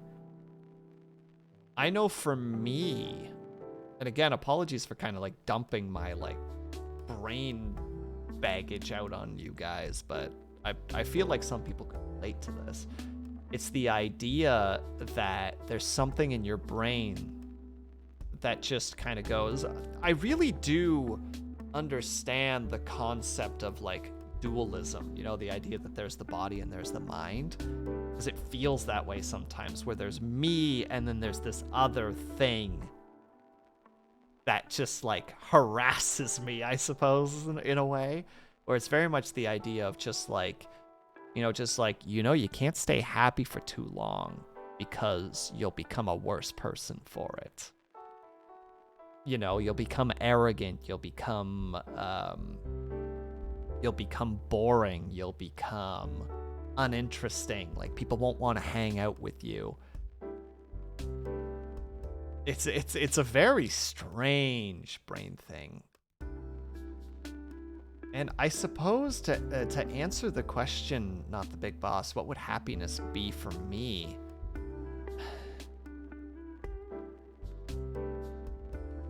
I don't know if there's an answer for that. Because I feel like somewhere there will always be a part in my head. Cray actually just answered my question. Or there's basically the anxiety-based thought, when's the other shoe going to drop? Exactly. There's always the moment when it's just like, I'm too happy right now. When is it going to fall apart? It's a very similar idea to like imposter syndrome, you know, where you're just like, when Is everyone gonna find out that I am full of shit? Maybe happiness is content. I think that's not an unreasonable statement, not the big boss. I think, sometimes, happiness is in the little things, like sitting down with your best friend, chatting about, I don't freaking know, like a dumb character that you've both created, sitting down with a book, playing a game that you loved as a kid and getting to experience that nostalgia. Like, happiness is, like, I think the problem is just, this is me kind of word dumping for a second, but I think that people think of happiness as a perpetual state. And if you aren't in a perpetual state of happiness, you need to re-achieve happiness. You know what I mean? It's kind of like a sine wave where like you're trying to get to that apex, where the apex is happiness. And you're always like falling off that plateau and trying to get back to it. But like, I don't think there's a problem with being sad sometimes. It was a comedian once that stated, I can't remember which one it was, but just like, there's nothing wrong with being sad. There's a whole mental health campaign right now that I think Killer Tofu was doing charity for yesterday, where one of the statements is, it's okay to not be okay. Sometimes you just need to be like, I'm sad, and that's okay. It's when you say that it's not okay to be sad that it starts getting worse, right? Because you start feeding the monster. I think how somebody described it once. Every time that you say that something shouldn't happen, you're feeding this dark entity of some kind that is, like feeding off your despairs and your miseries and your self-doubt. What is it? I've thought of that constantly, and I can't help but wonder if that's where it builds character comes from. That's an interesting thought process, yeah. Easy there. I can't manage to read that one. Bifus Kane? Is that how you would say it? Being sad is also what helps make the happiness feel better. Well, that's a really good point, Cray. If you're always happy, it's going to get boring. That's not quite the right word. But humans adapt to things, right? So if you're always at a baseline, you're going to eventually kind of taper off. But what is it? Bob Ross says it really good. So there's the light times and the dark times, and sometimes you need the dark times to appreciate the light times. And like, it's okay to be sad sometimes. It reminds you why you enjoy being happy. With depression, it's so weird because I often find myself wondering if I took my happiness for granted when it's gone. That's also an interesting thing, right? Like, should you take advantage of happiness? Should you take it and run? Like, should it be like on the days that you feel happy and motivated, should you be draining yourself with it, like making as much out of it as possible? Or is it okay to have a day where you're like, I feel happy? Is it okay to do that? So that, but then, like you have a depressive episode, you have an anxious episode, and you're just like, did I waste the happiness? Is it over? Whereas like, it's just like, no, you didn't.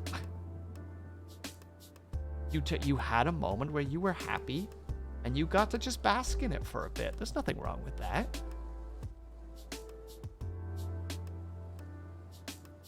Kittifus? I don't know if I'm even saying this correctly. I apologize, Flossie. I believe happiness is about finding balance. I would not disagree with you, Not the Big Boss. I think happiness is about finding a balance. Because, I think happiness is a similar attitude to, motivation, right? Where you can be motivated and push for trying to be productive. But if you do it too hard, you're going to burn yourself out. And I think for happiness, that's kind of a way too. Like, what's the term that I'm thinking of? Like, for people with bipolar disorder, right? They have like a manic state where they're just like hyper happy and impulsive, you know, like happiness isn't always a positive thing. Most of the time it is. I would say 90% of the time it is. My tired brain is no help. Don't worry. I'm sorry, Flossie. And burnout is a bitch. Oh my god, don't I know it? That's what I'm experiencing right now. That's kind of the reason I haven't streamed up until today and why I decided not to do a game today and just talk. Because my work frickin' murdered me. So, just like, nope, you know what? I'm gonna just do it, just chat. You're too tired to even care about what you're gonna talk about. Just do it. I'm sure it'll be fine. And lo and behold, I've got like some of the coolest people on the internet in my chat right now. Just casually chatting about whatever, you know? Just doing exactly what I wanted to have happen. We're just sitting down, we're chatting about the good, you know, like we're chatting about the good times, we're chatting about the bad times, we're talking about history, we're talking about philosophy, we're talking about ballpoint pens.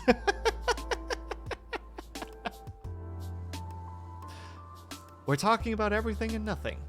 And I think that's, you know, that's an important thing to have in life.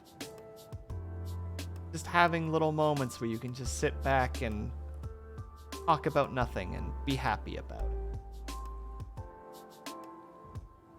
Pens! Now there's something that I can be passionate about. Hell yeah!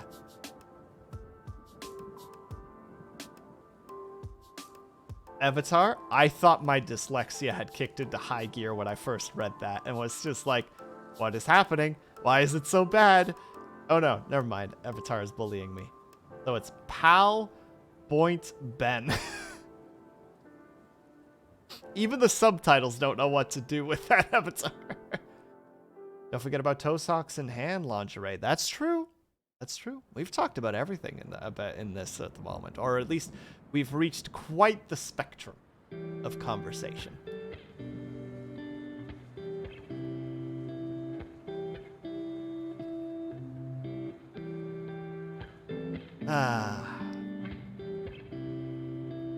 I know this might be a little bit cheesy to say, but I'm glad I streamed. It's been a very good experience. Due to no small part through everybody who's here, and those who stopped in for even just a little bit.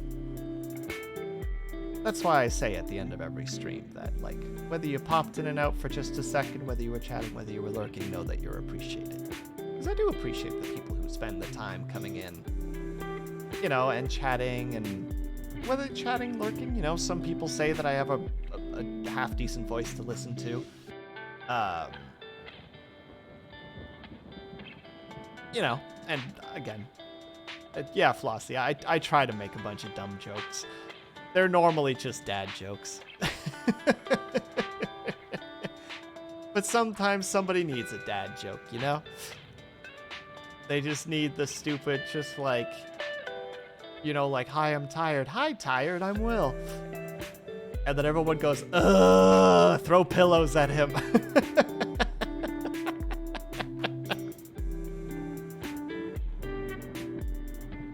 But at the end of the day, if it makes you feel a little bit better. See? I have an infectious laugh. Well, I appreciate that. This is a really stupid story that I need to that I need to share. The other day, so whatever your views on cannabis consumption is, I use it a lot recently for my insomnia, and it's been helping me a lot. But of course, you know, after a smoke, I get pretty lit, and then during that high, it gets me really sleepy, so I can turn my brain off, which is really wonderful because of my ADHD. But the other day, I decided in my high state that I wanted to call a friend on my phone on Discord, so I was chatting with them. and just being a menace, you know, just chatting about everything and nothing. And then at one point, I got onto the topic of The Simpsons, and there's this Simpsons scene. It's one of my favorite Simpsons scenes from some of the old stuff. And I just started trying to describe the scene, but I was laughing too hard to be able to, like, explain the scene. Like, but I was trying to be quiet because my roommate is in the other room trying to play games. So I'm stifling my laugh. So I just sound ridiculous. And at one point, my roommate comes out and he's just like, "Hey, buddy, you doing okay? It kind of sounds like you're crying out here." And I'm just like, "No, I'm just trying to tell a story, and I can't stop laughing."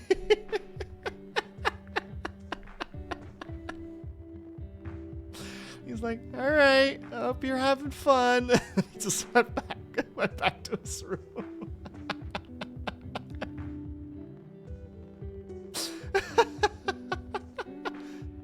Also, for those curious, it's the episode where Homer tries to jump the Springfield Gorge.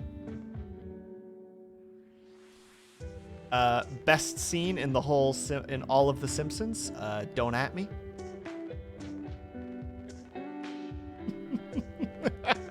Shit. Now I'm visualizing it again and I'm giggling.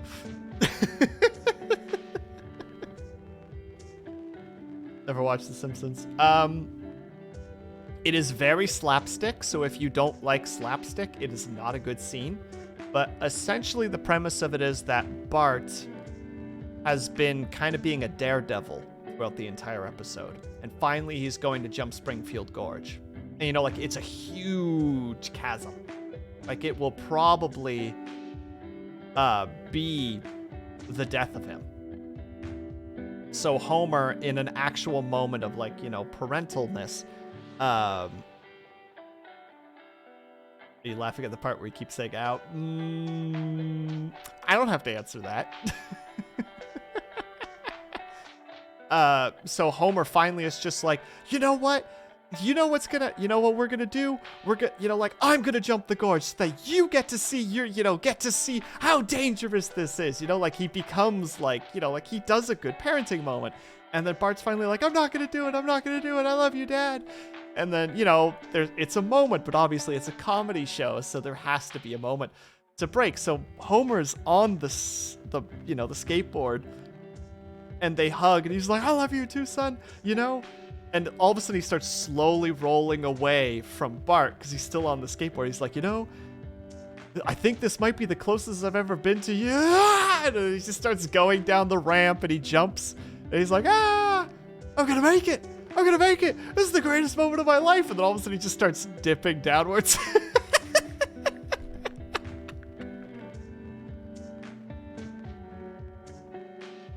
And he just starts falling. He hits the side and starts rolling down. So, go. Oh. And then finally he hits the ground. He's like, you know, battered and beaten and broken. He's like, And then the skateboard comes down and hits him on the head.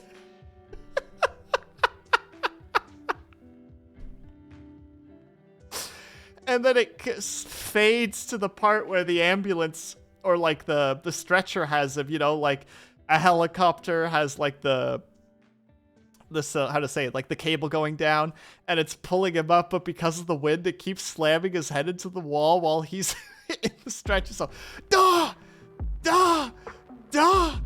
and then finally they make it to the top of the canyon. And they quickly pull the stretcher onto a real stretcher. They pull him into the ambulance. And the ambulance drives away, and it crashes into a tree. and the door opens, and he rolls out. And he immediately falls back. He falls back into the chasm.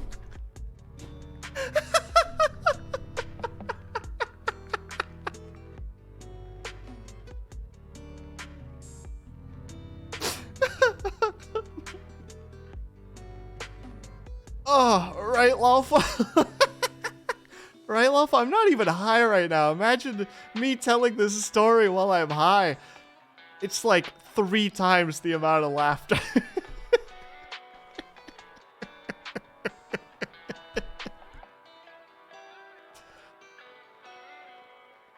I'm good. I'm zen. We're here.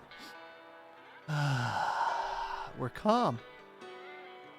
But yeah, best scene in The Simpsons. Don't at me. If you like slapstick comedy, of course. If you don't, there's probably better ones.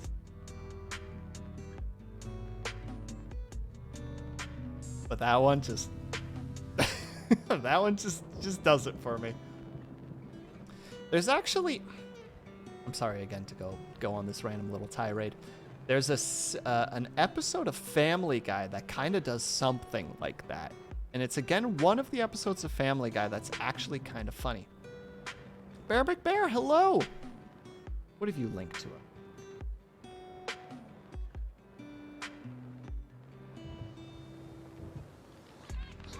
Oh, this is the full scene, isn't it?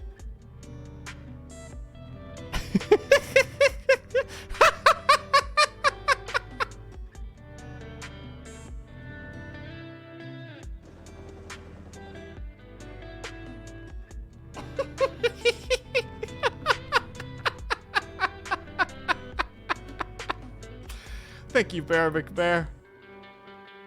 Or Bear MacBear. I very much appreciate that. Ah, heck. Such a good scene. Chad, there's this scene in Family Guy where Lois waxes the stairs, I believe, and Peter keeps sliding down them. And the version that got released for TV beeps all of his swear words. Because he just falls down the stairs and just swears a bunch. But because it's just all these beeps, for some reason, it makes me laugh really hard. But then I saw this scene again, uncensored, and it's less funny. Like, for some reason, the beeps, like, leave it to your imagination what he's saying in those beeps. I think it's just better.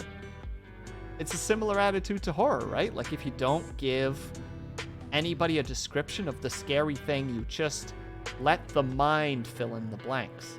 It's scarier, and I think in the terms of the beeps, I think it leads to an amusement. The imagination is a wild thing. Exactly! That's the one thing that I always find funny about, like horror, like the genre. You know, like, nothing that we make in cinema, in games, will ever compare to what our minds will create with a blank canvas, with just a little bit of a nudge.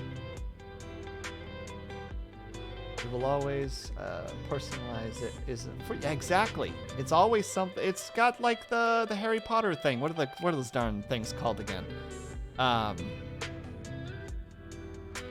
Shows your worst fear. Oh, what are they? Not the Dementors, but that's also a good one. I'm talking about,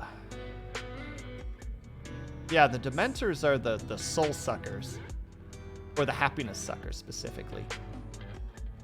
Boggarts, that's what they are. Yeah, Boggarts, they're the creepy things that will always transform into the things that you're most afraid of. And like, the Boggart is a perfect example of like the human imagination in terms of like scary thing. A little bit of encouragement and the brain will fill in the rest. Exactly. It is a, what the heck do you call those darn things? You know, like it has kind of a basic sentence structure, but you have to fill in the pieces. This is one reason why I love to read. Absolutely. Flossie, like, reading is wonderful. Mad Lib, thank you. Sorry to dip, but you're gonna go live. Absolutely fine, Erwin. Enjoy your stream. Thank you very much for stopping by. I hope your stream goes very, very well.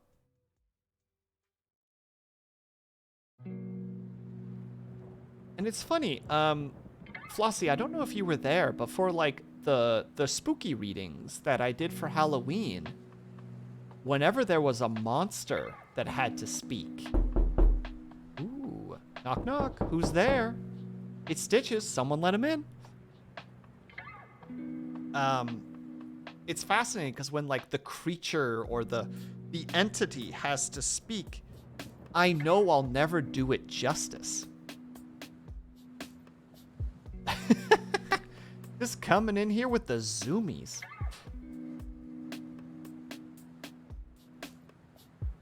Yeah, like, we, like, for instance, like the, what was it? The Statement of Randolph Carter by H.P. Lovecraft. At the very end, the creature talks.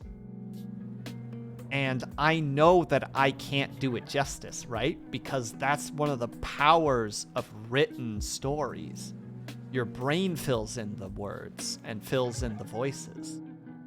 You know, like, for all of the characters, if there's the dashing, you know, like,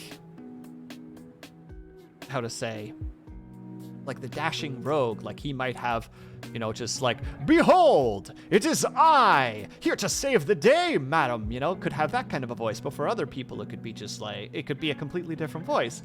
But like when you get to like creatures or demonic entities, that's when like I'll never be able, like no one's going to be able to do it justice. Some people might do it a little bit more justice, but at the end of the day, whatever's in your head is going to be the best version of it in some regard. You're under 3 blankets and cuddling with a cat and you're still cold. Oh no! Bitches, sounds like you need to go get yourself something warm to drink. Like a tea or a coffee. Well, do you like H.P. Lovecraft? I do! Despite the racism.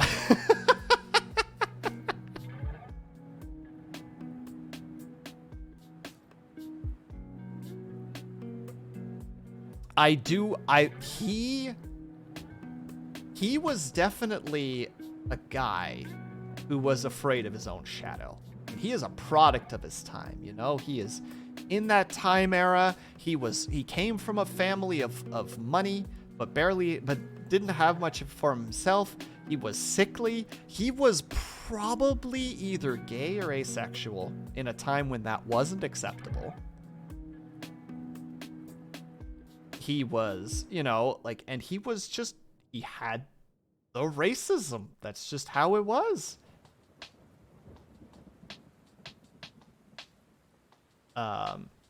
Should check out the game Sinking City. Action Points is currently playing that, I believe. I've been watching it a little bit. It's been a really interesting look at it. Should have waited for the sentence before I said that. Despite the racism, he's like me. He's like me for real. Shit. But like, he does a great job of building tension and discomfort. You know, like again, the case of Randolph Carter. It's a great buildup. You know, the idea that they're on the phone line, and like, you know, like his friend whose name was Harold? I think was his name. No, not Harold. Howard? I think it was Howard.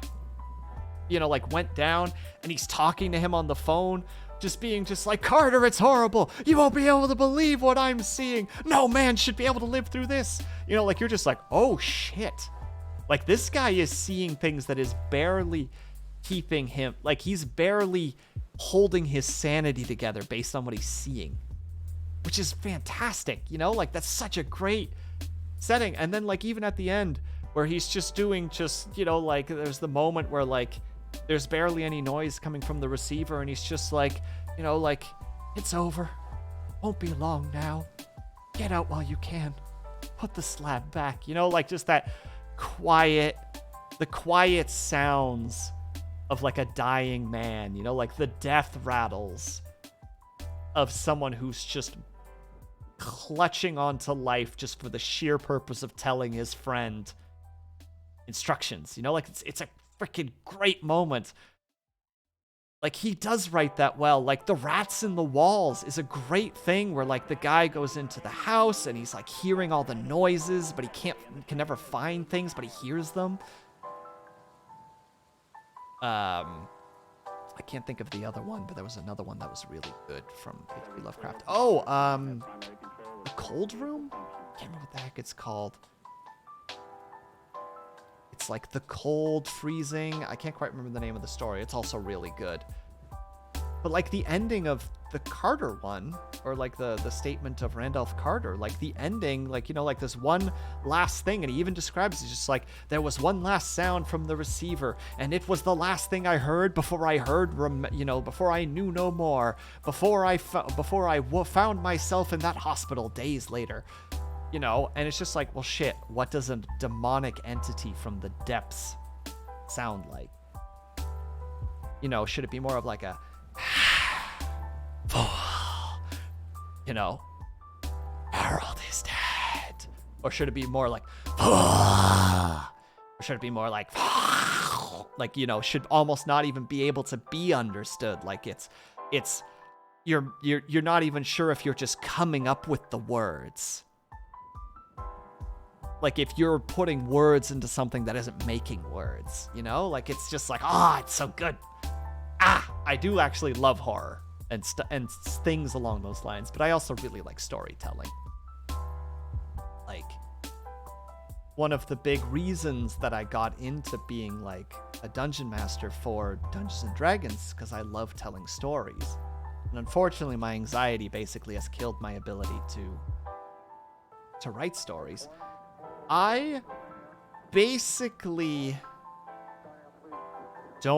can't watch horror movies because I'm too anxious, but I love the concept behind it. But favorite horror story?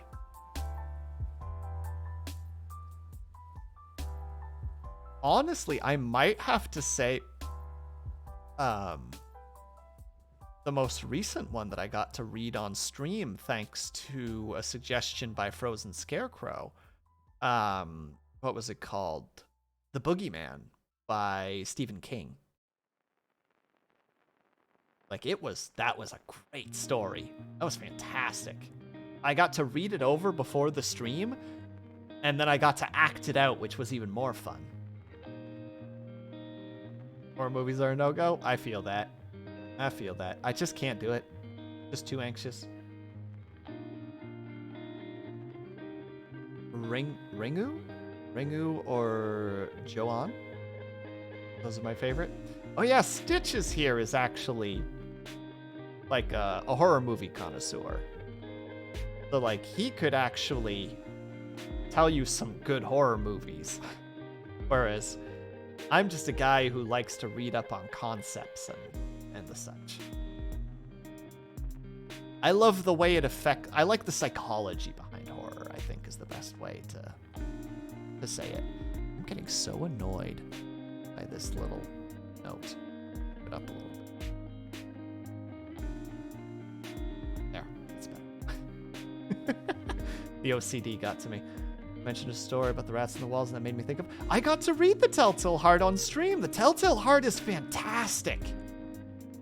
The Telltale Heart, I learned about through The Simpsons, and then ended up finding it on my own and reading it, the full thing, because I liked it so much. The Telltale Heart is great.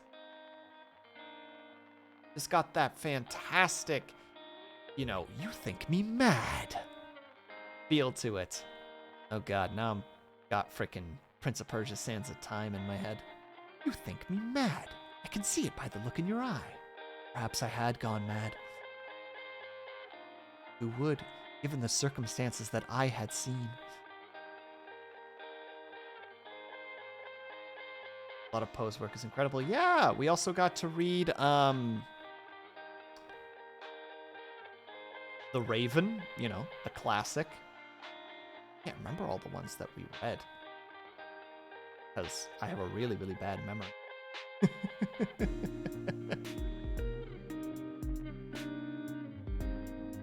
But no, we had Had a lot of fun. Or I at least had a lot of fun. I hope everybody else did. A shameless plug, you can find all of the parts of me reading the poetry and the stories on my YouTube channel, which you can find in my About section down below. Shameless plug! Shameless plug! Yeah, I try to make content for that YouTube channel, but I've been really bad for it recently. Love the seamless plug. It was unintentional. I all of a sudden was just like, wait a second. Wait a minute. Aw, thanks, Bells. I really appreciate that.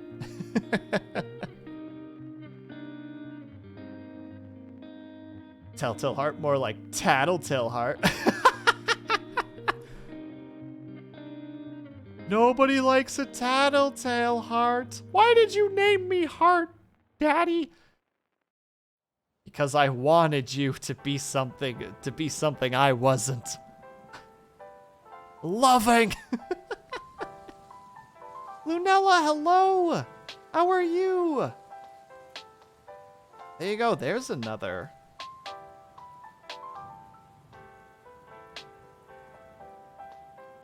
VTuber to go ahead and watch. Lunella's been playing a bunch of Pokemon recently, and she debuted her cool new model, which is freaking awesome. I love the way your new model looks. It is so ridiculously colorful. And it moves smoothly, and it's got the nice hair movement. It's got nice little details.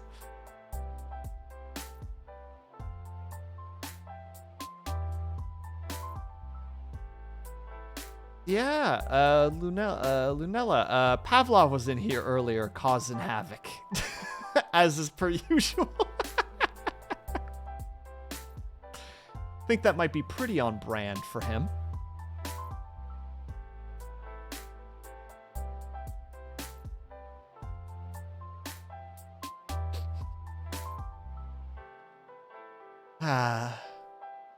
Oh, no problem at all, Lunella.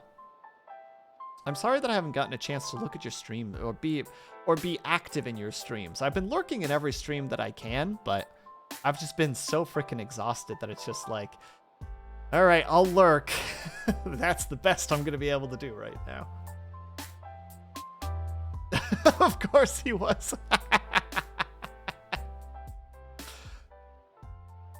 Yeah. Guy comes in being just like, give me the history of the ballpoint pen. And I'm like, can I have a minute to Google? Pretty sure it was him that did the... Yeah, it was. How am I doing? I'm all right. A little bit warmer than I was since at the beginning of stream, which is nice. You know, been having a good chat with everybody so far. Just having a strange mixture of like ridiculous conversation and, you know, like existential dread mixed with profound hopefulness. It's been a wild ride of a conversation.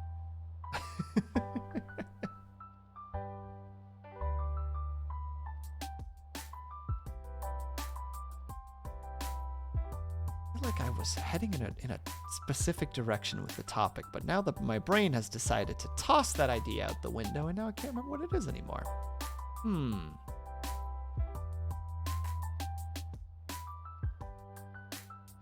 Profound hopefulness. Yeah, exactly.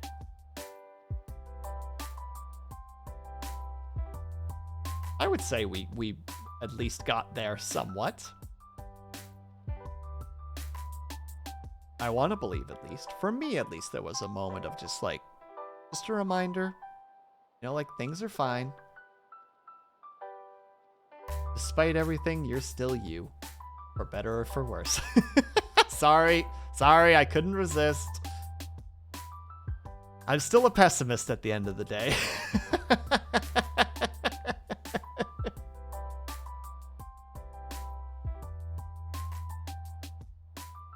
Dang it, what the heck did I want to transition into? I had something.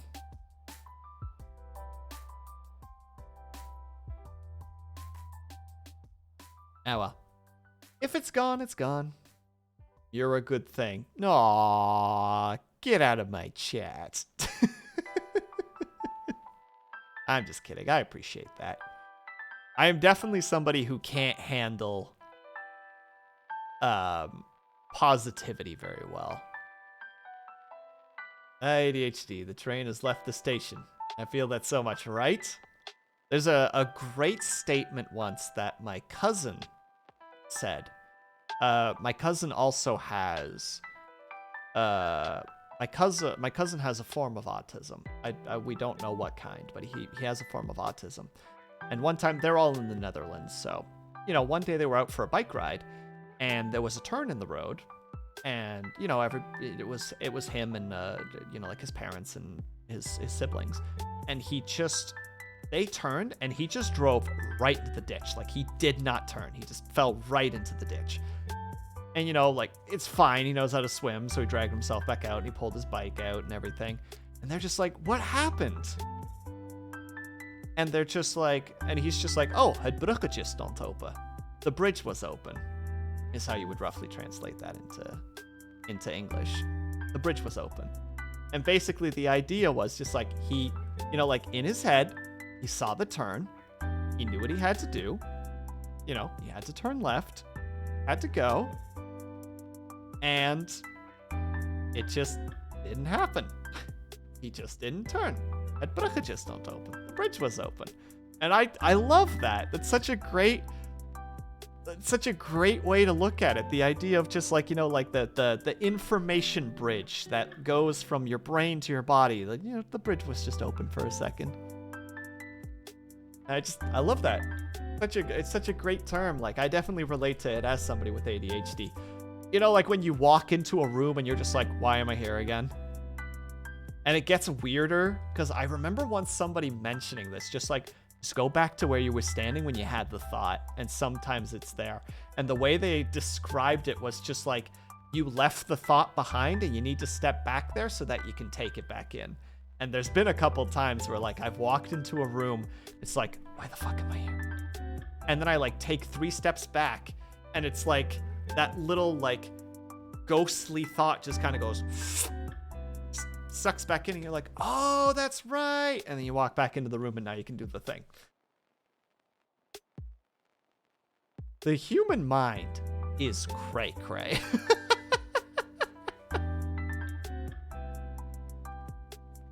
And you can't convince me otherwise.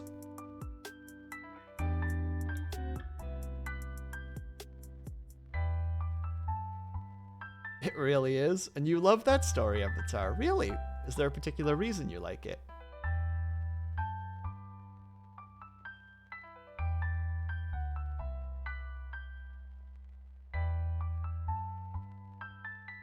Sorry, just scanning over chat really quickly to make sure I didn't miss it. Entering the memory zone. Kind of like the truth zone, but you accidentally left your memory behind, and you're just like, oh, let's get that back for a second. Ah, right. But then there's like other crazy things. Like, I remember once I took out the milk for some cereal, and then I proceeded to put the milk away, step out of the kitchen, and was like, there was like a moment of just like, doesn't compute, error, ponder, something's wrong. And I take a couple step back and I open up the cupboard and there's the milk. And I'm just like, all right, let's put this in the fridge.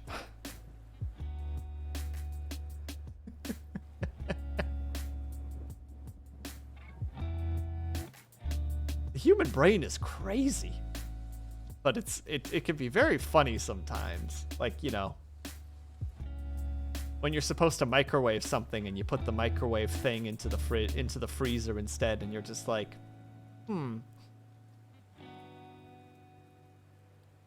It's great the subconscious to have your back there. It's great of the conscious to have your subconscious to have your back there. Yeah, absolutely. It's like for just a moment, like the subconscious just like, you're ready to fuck with them for a second. Watch this. I'm gonna switch out the word fridge with cupboard. He's not even gonna know. And I'm just like, put the milk in the cupboard, walk out of the room. And then, you know, like, the how to say it, the mechanics in the brain are just kind of like, doop, doop, doop, doop. And then all of a sudden one of them's like, wait, something's not right. Somebody's tampered with the pipeline. And the subconscious is just like, tee, and like shuffles out of the room. And the brain's just, and you know, like the foreman of the brain's is like, get out of here, subconscious, like waving his clipboard at him. Who let that guy in here? He's not supposed to be in here. There's a strict no subconscious in the working room. And just like, all right, what damage did he do? I don't know how many times I put a box of cereal in the fridge. Mood. Absolutely.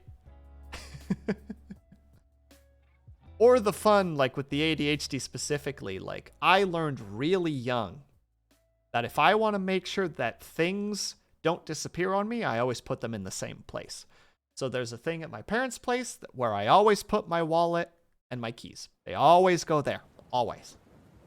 And here, at any apartment, I will always establish this is where the keys and the wallet go, or this is where, you know, this goes. Always there.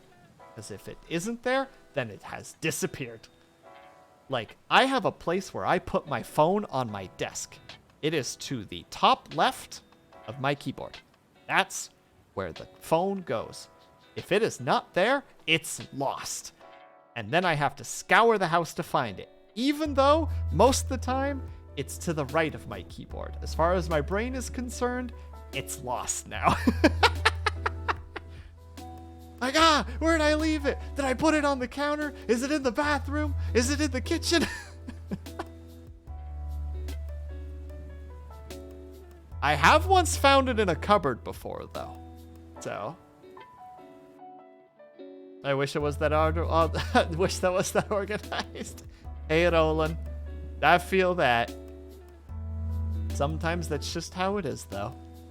Just have those moments where you're just like, where's the thing?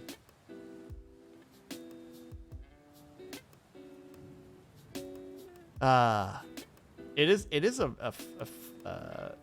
a fascinating thing that you just like I don't remember when I developed that attitude, but like it's been with me forever. It's just like, no, this thing has to go here. It gets lost otherwise. And then it's funny because like semi-recently, it's worse when that thing is a pair of glasses. I luckily don't have glasses, but I can totally see that being, you know, like there's like the tier 1 difficult stuff, but like the glasses losing is the tier 2 difficulties. Where it's just like, great, I don't know where my glasses are, and I'm blind. Stinky note. Syrinx, fine. Fine. Just for you. Put a stinky. I need my glasses to see my glasses. Yeah, exactly. Well, time to pat every surface I have until I find something glasses shaped.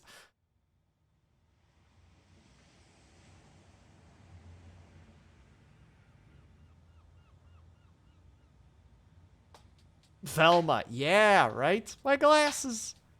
Where? I can't find them. So you can easily get eaten by a dino if you lose your glasses. Oh, shit. Syrinx dropping some mad and scary facts right now. We're not ready for this, Syrinx. We're trying to be zen. We're not trying to be scary. It's a daily near occurrence. Just hear that. And you're just like, oh, I need my glasses. I need the glasses. Where are they? Oh, God. Oh, God, it's getting closer. Or you put your glasses on top of your head and you can't find them anywhere. Yeah, Roland gets it. Or you're just like, I know I had them recently. Somewhere. Hydrate. Flossie, I don't have any water at the moment. Ah!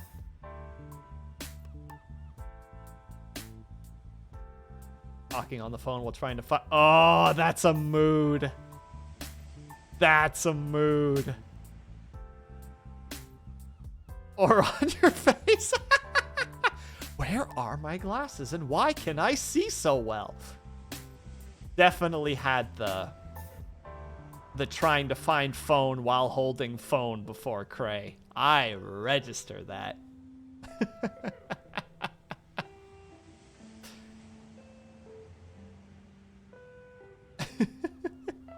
All right. I will redeem that Hydra in a second. We're going to take a quick break. We got another 15 minutes to go, so we'll try to make it a super fast break. So, I'll try to be back in about 2 minutes, and then we'll finish up the 3 hours at that point.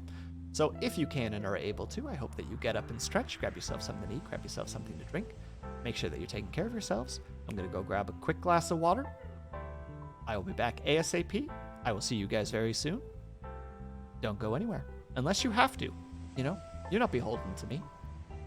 See you in a sec.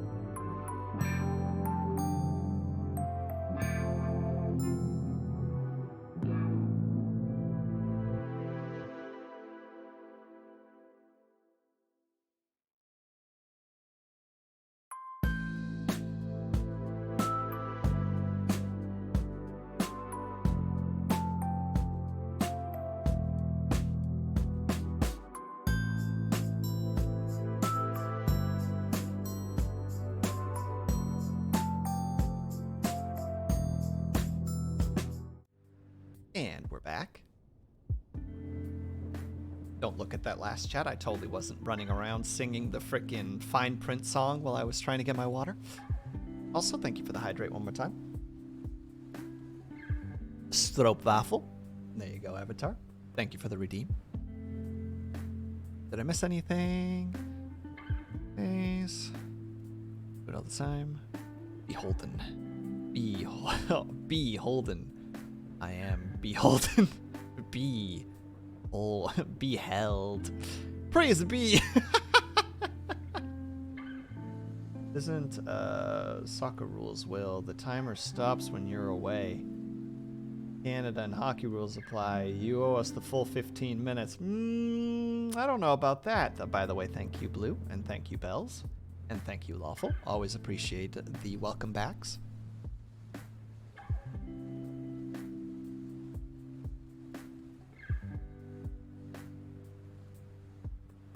Quick gulp of water in. I have been talking a lot. Good Lord. I talk too much, some people would say, and those people are me.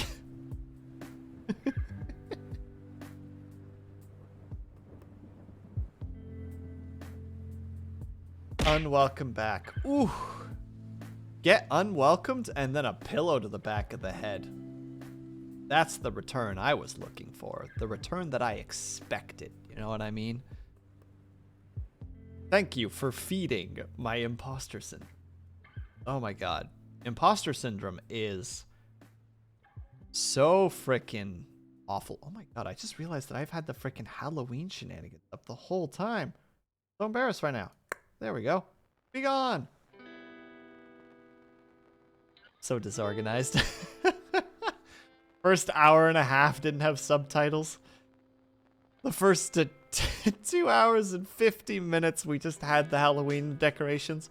It's fine. We'll bring them down at the end of November. I'm sure somebody's celebrating Halloween right now. There's a question. Who here is guilty of putting up the decorations and going just like, I'll get to them at some point?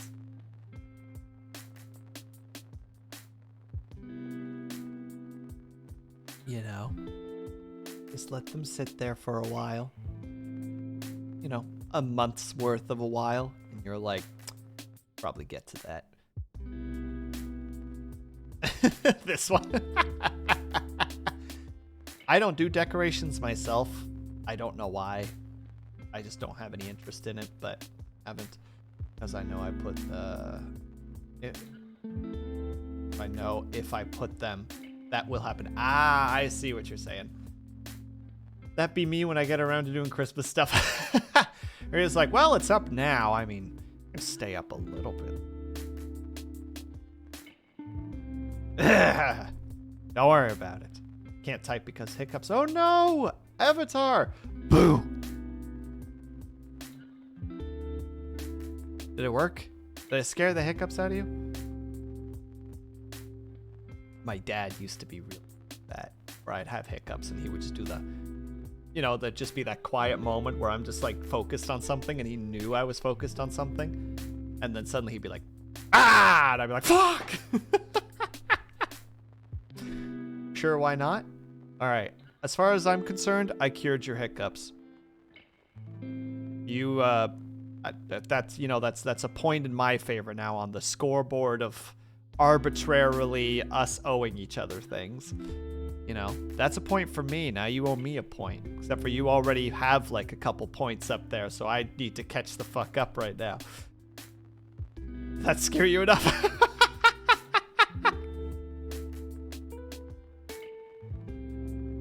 It's not mine. Yeah, it's not mine. I wasn't even in town that weekend. Oh God, that's... Oh, what was that?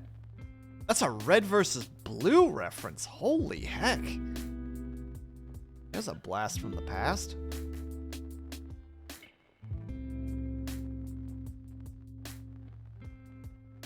I'm sorry. Just kind of hit me all of a sudden. Pulling out the oldies now, am I right? Yeah. We need you to go to the store and pick us up some elbow grease. And some headlight fluid while you're at it.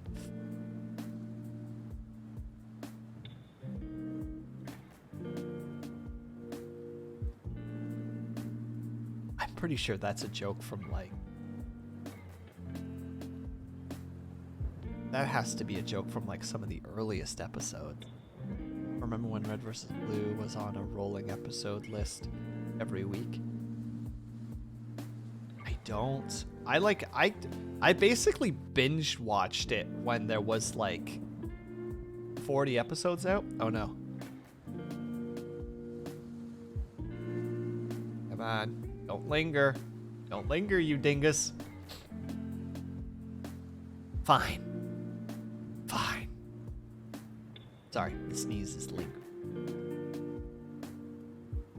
It's being a jerk. It's been a while since I sneezed on stream anyway. I need it for the stream, for the sneeze compilation. Come on, body. Get that thing out of here.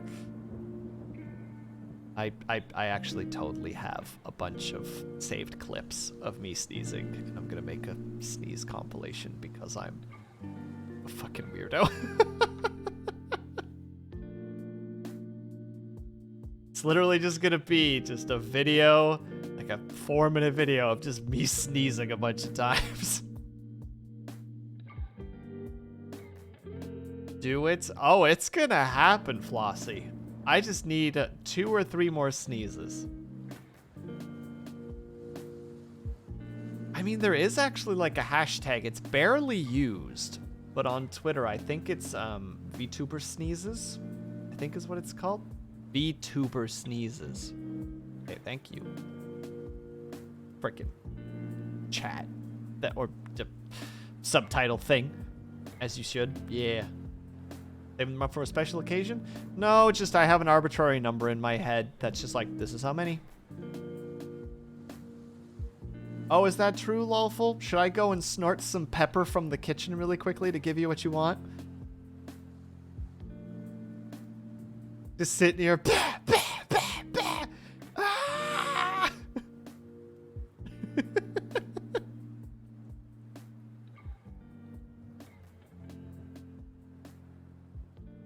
Yeah.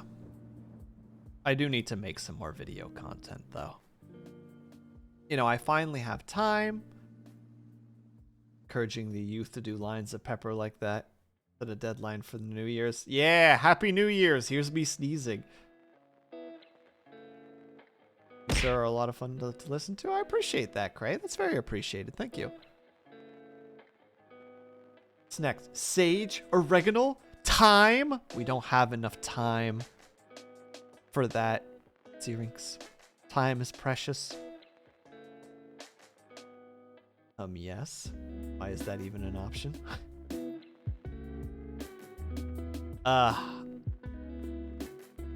I think I might actually do that. That'd be really stupid though. Like, Happy New Year. Here's a compilation of me sneezing. Yes, snort pepper. Thank you. No, thank you. That sounds awful. Also, I don't think we have any pepper in the house.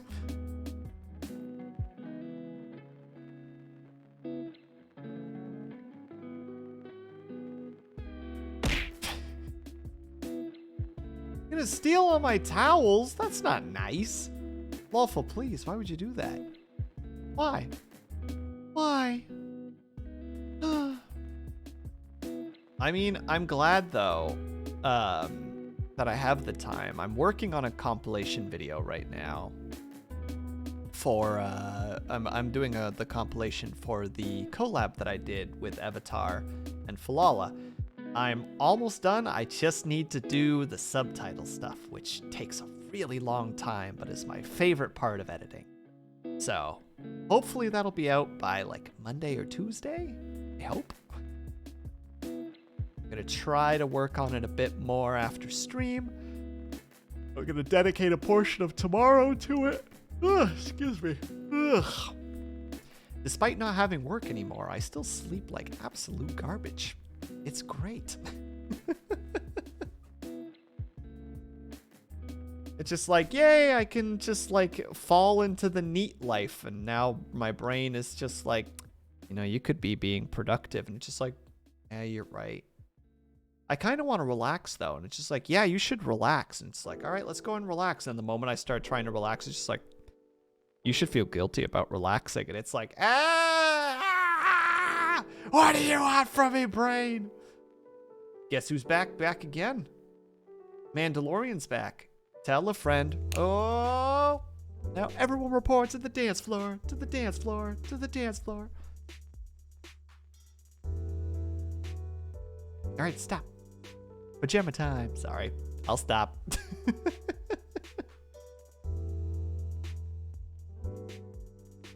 You're off work right now and you feel that so hard, right? It's awful. I'm trying to keep the momentum that I have from work and use it. But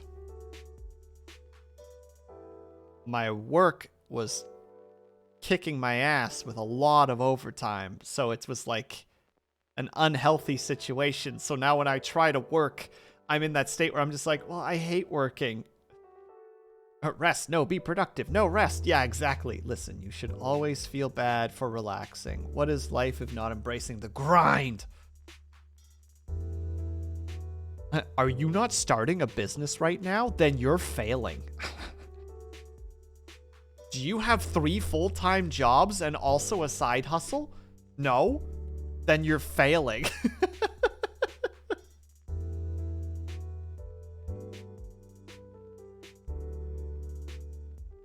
I really hate that attitude, personally. TikTok. Oh, that's right. Herb over here is the biggest Zoomer I know. Because he has a TikTok.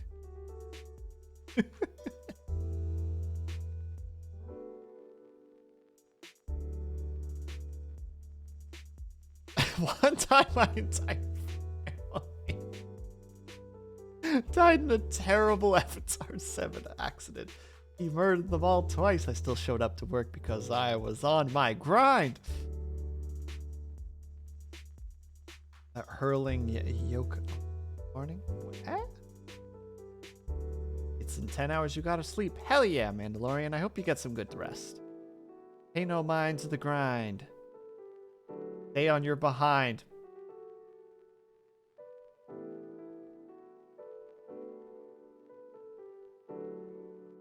You're not a wussy for staying on your tushy.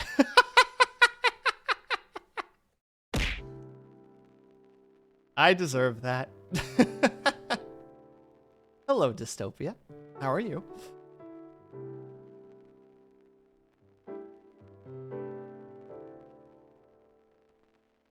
Yeah, you caught us in a just chat today. We were going to play Dead Space, but I didn't quite have the energy for it. So instead, I'm being assaulted by pillows and talking about a variety of different topics.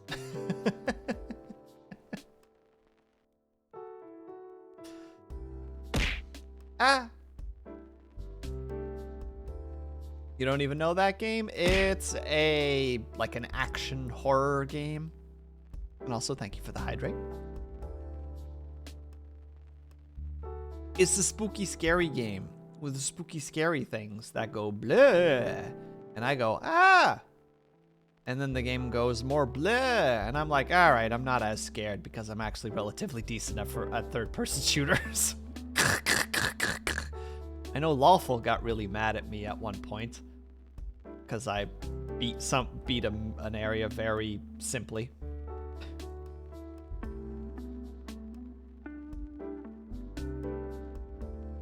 Want to do a note? You can select like either the stinky note or the spooky note if you want. They get attached somewhere on my body. No issues. No issues to that whatsoever. I already got 2 stinky notes and a spoopy note. I gotta get rid of the spoopy note though, because it's not spoopy time. But gotta work on that at some point. Too many things. Too much of an ADHD brain.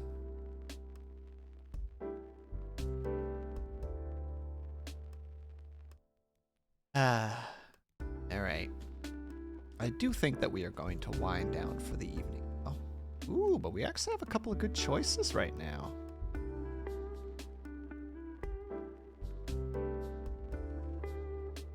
Get rid of it later. That is mine.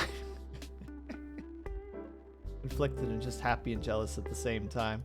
Well, it's funny because the one that I remember specifically that you were mad about, besides the canon segment, is I walked into that one room where you activate the engine for the first time. Or where you activate the engine. And I just remember walking in and my freaking, like, ADHD brain was just like, that's an area where an enemy could pop up. That's an enemy where an area could pop up. That spot is safe. And if you actually go back and watch, when I start the thing, I actually pull myself immediately into the area that I know is safe and that I know that they have to come at me too. So I just kind of like brought the gun up and it's just like, all right. There we go. I want you to just succeed, but not that much. I'm sorry, Lawful. I'm the worst. I will contact your extended family and tell them 2 truths and a lie about vague things if you don't. Well, I've already given you a couple of extra minutes, and I was only gone for like 2 minutes. But here, how about this? How about this? I will let you guys pick where we go. That seems pretty reasonable.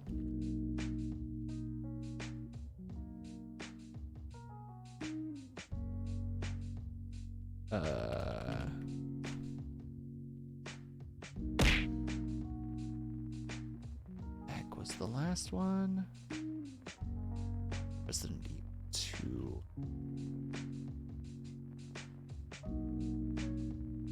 And poll begins. Bada boom. Make your choices.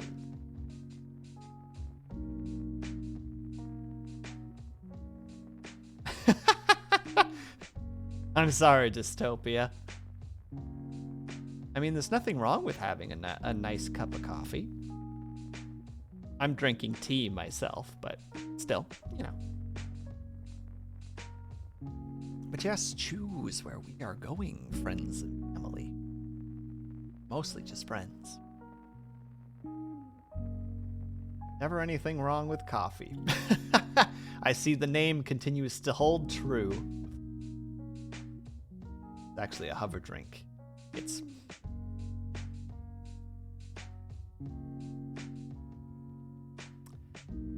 I'm gonna ban you at one point, Syrinx. I'm gonna ban you and I'm not gonna feel bad about it. You people are just the worst.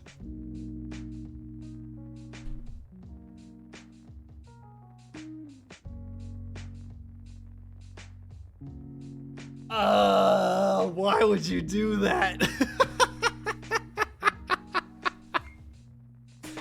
Fine, I'm bringing out the D8. I'm gonna make the dice tell me where we're going. 1 or 2, World of Warcraft. 2 or 3 or 4 is Batman. 5 or 6 is Stealth. And 7 or 8 is Resident Evil. I didn't even spell Resident Evil correctly. Where is that darn dice? D8, where are you? Where are you? Oh, there you are. Ooh, dice ASMR.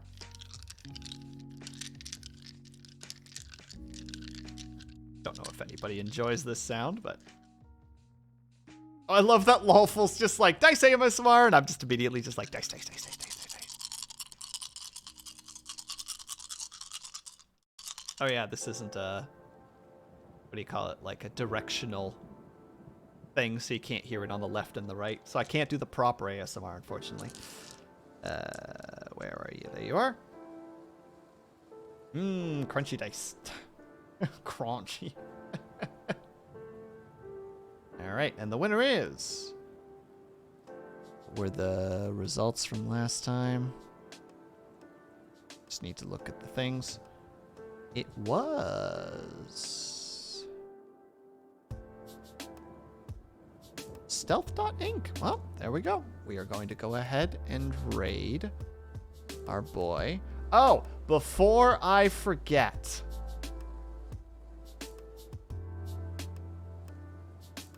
I have a Discord now.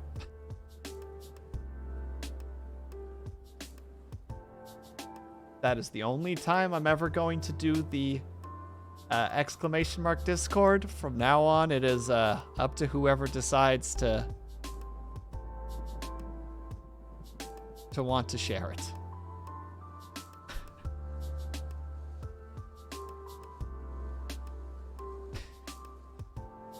But we are going to go ahead.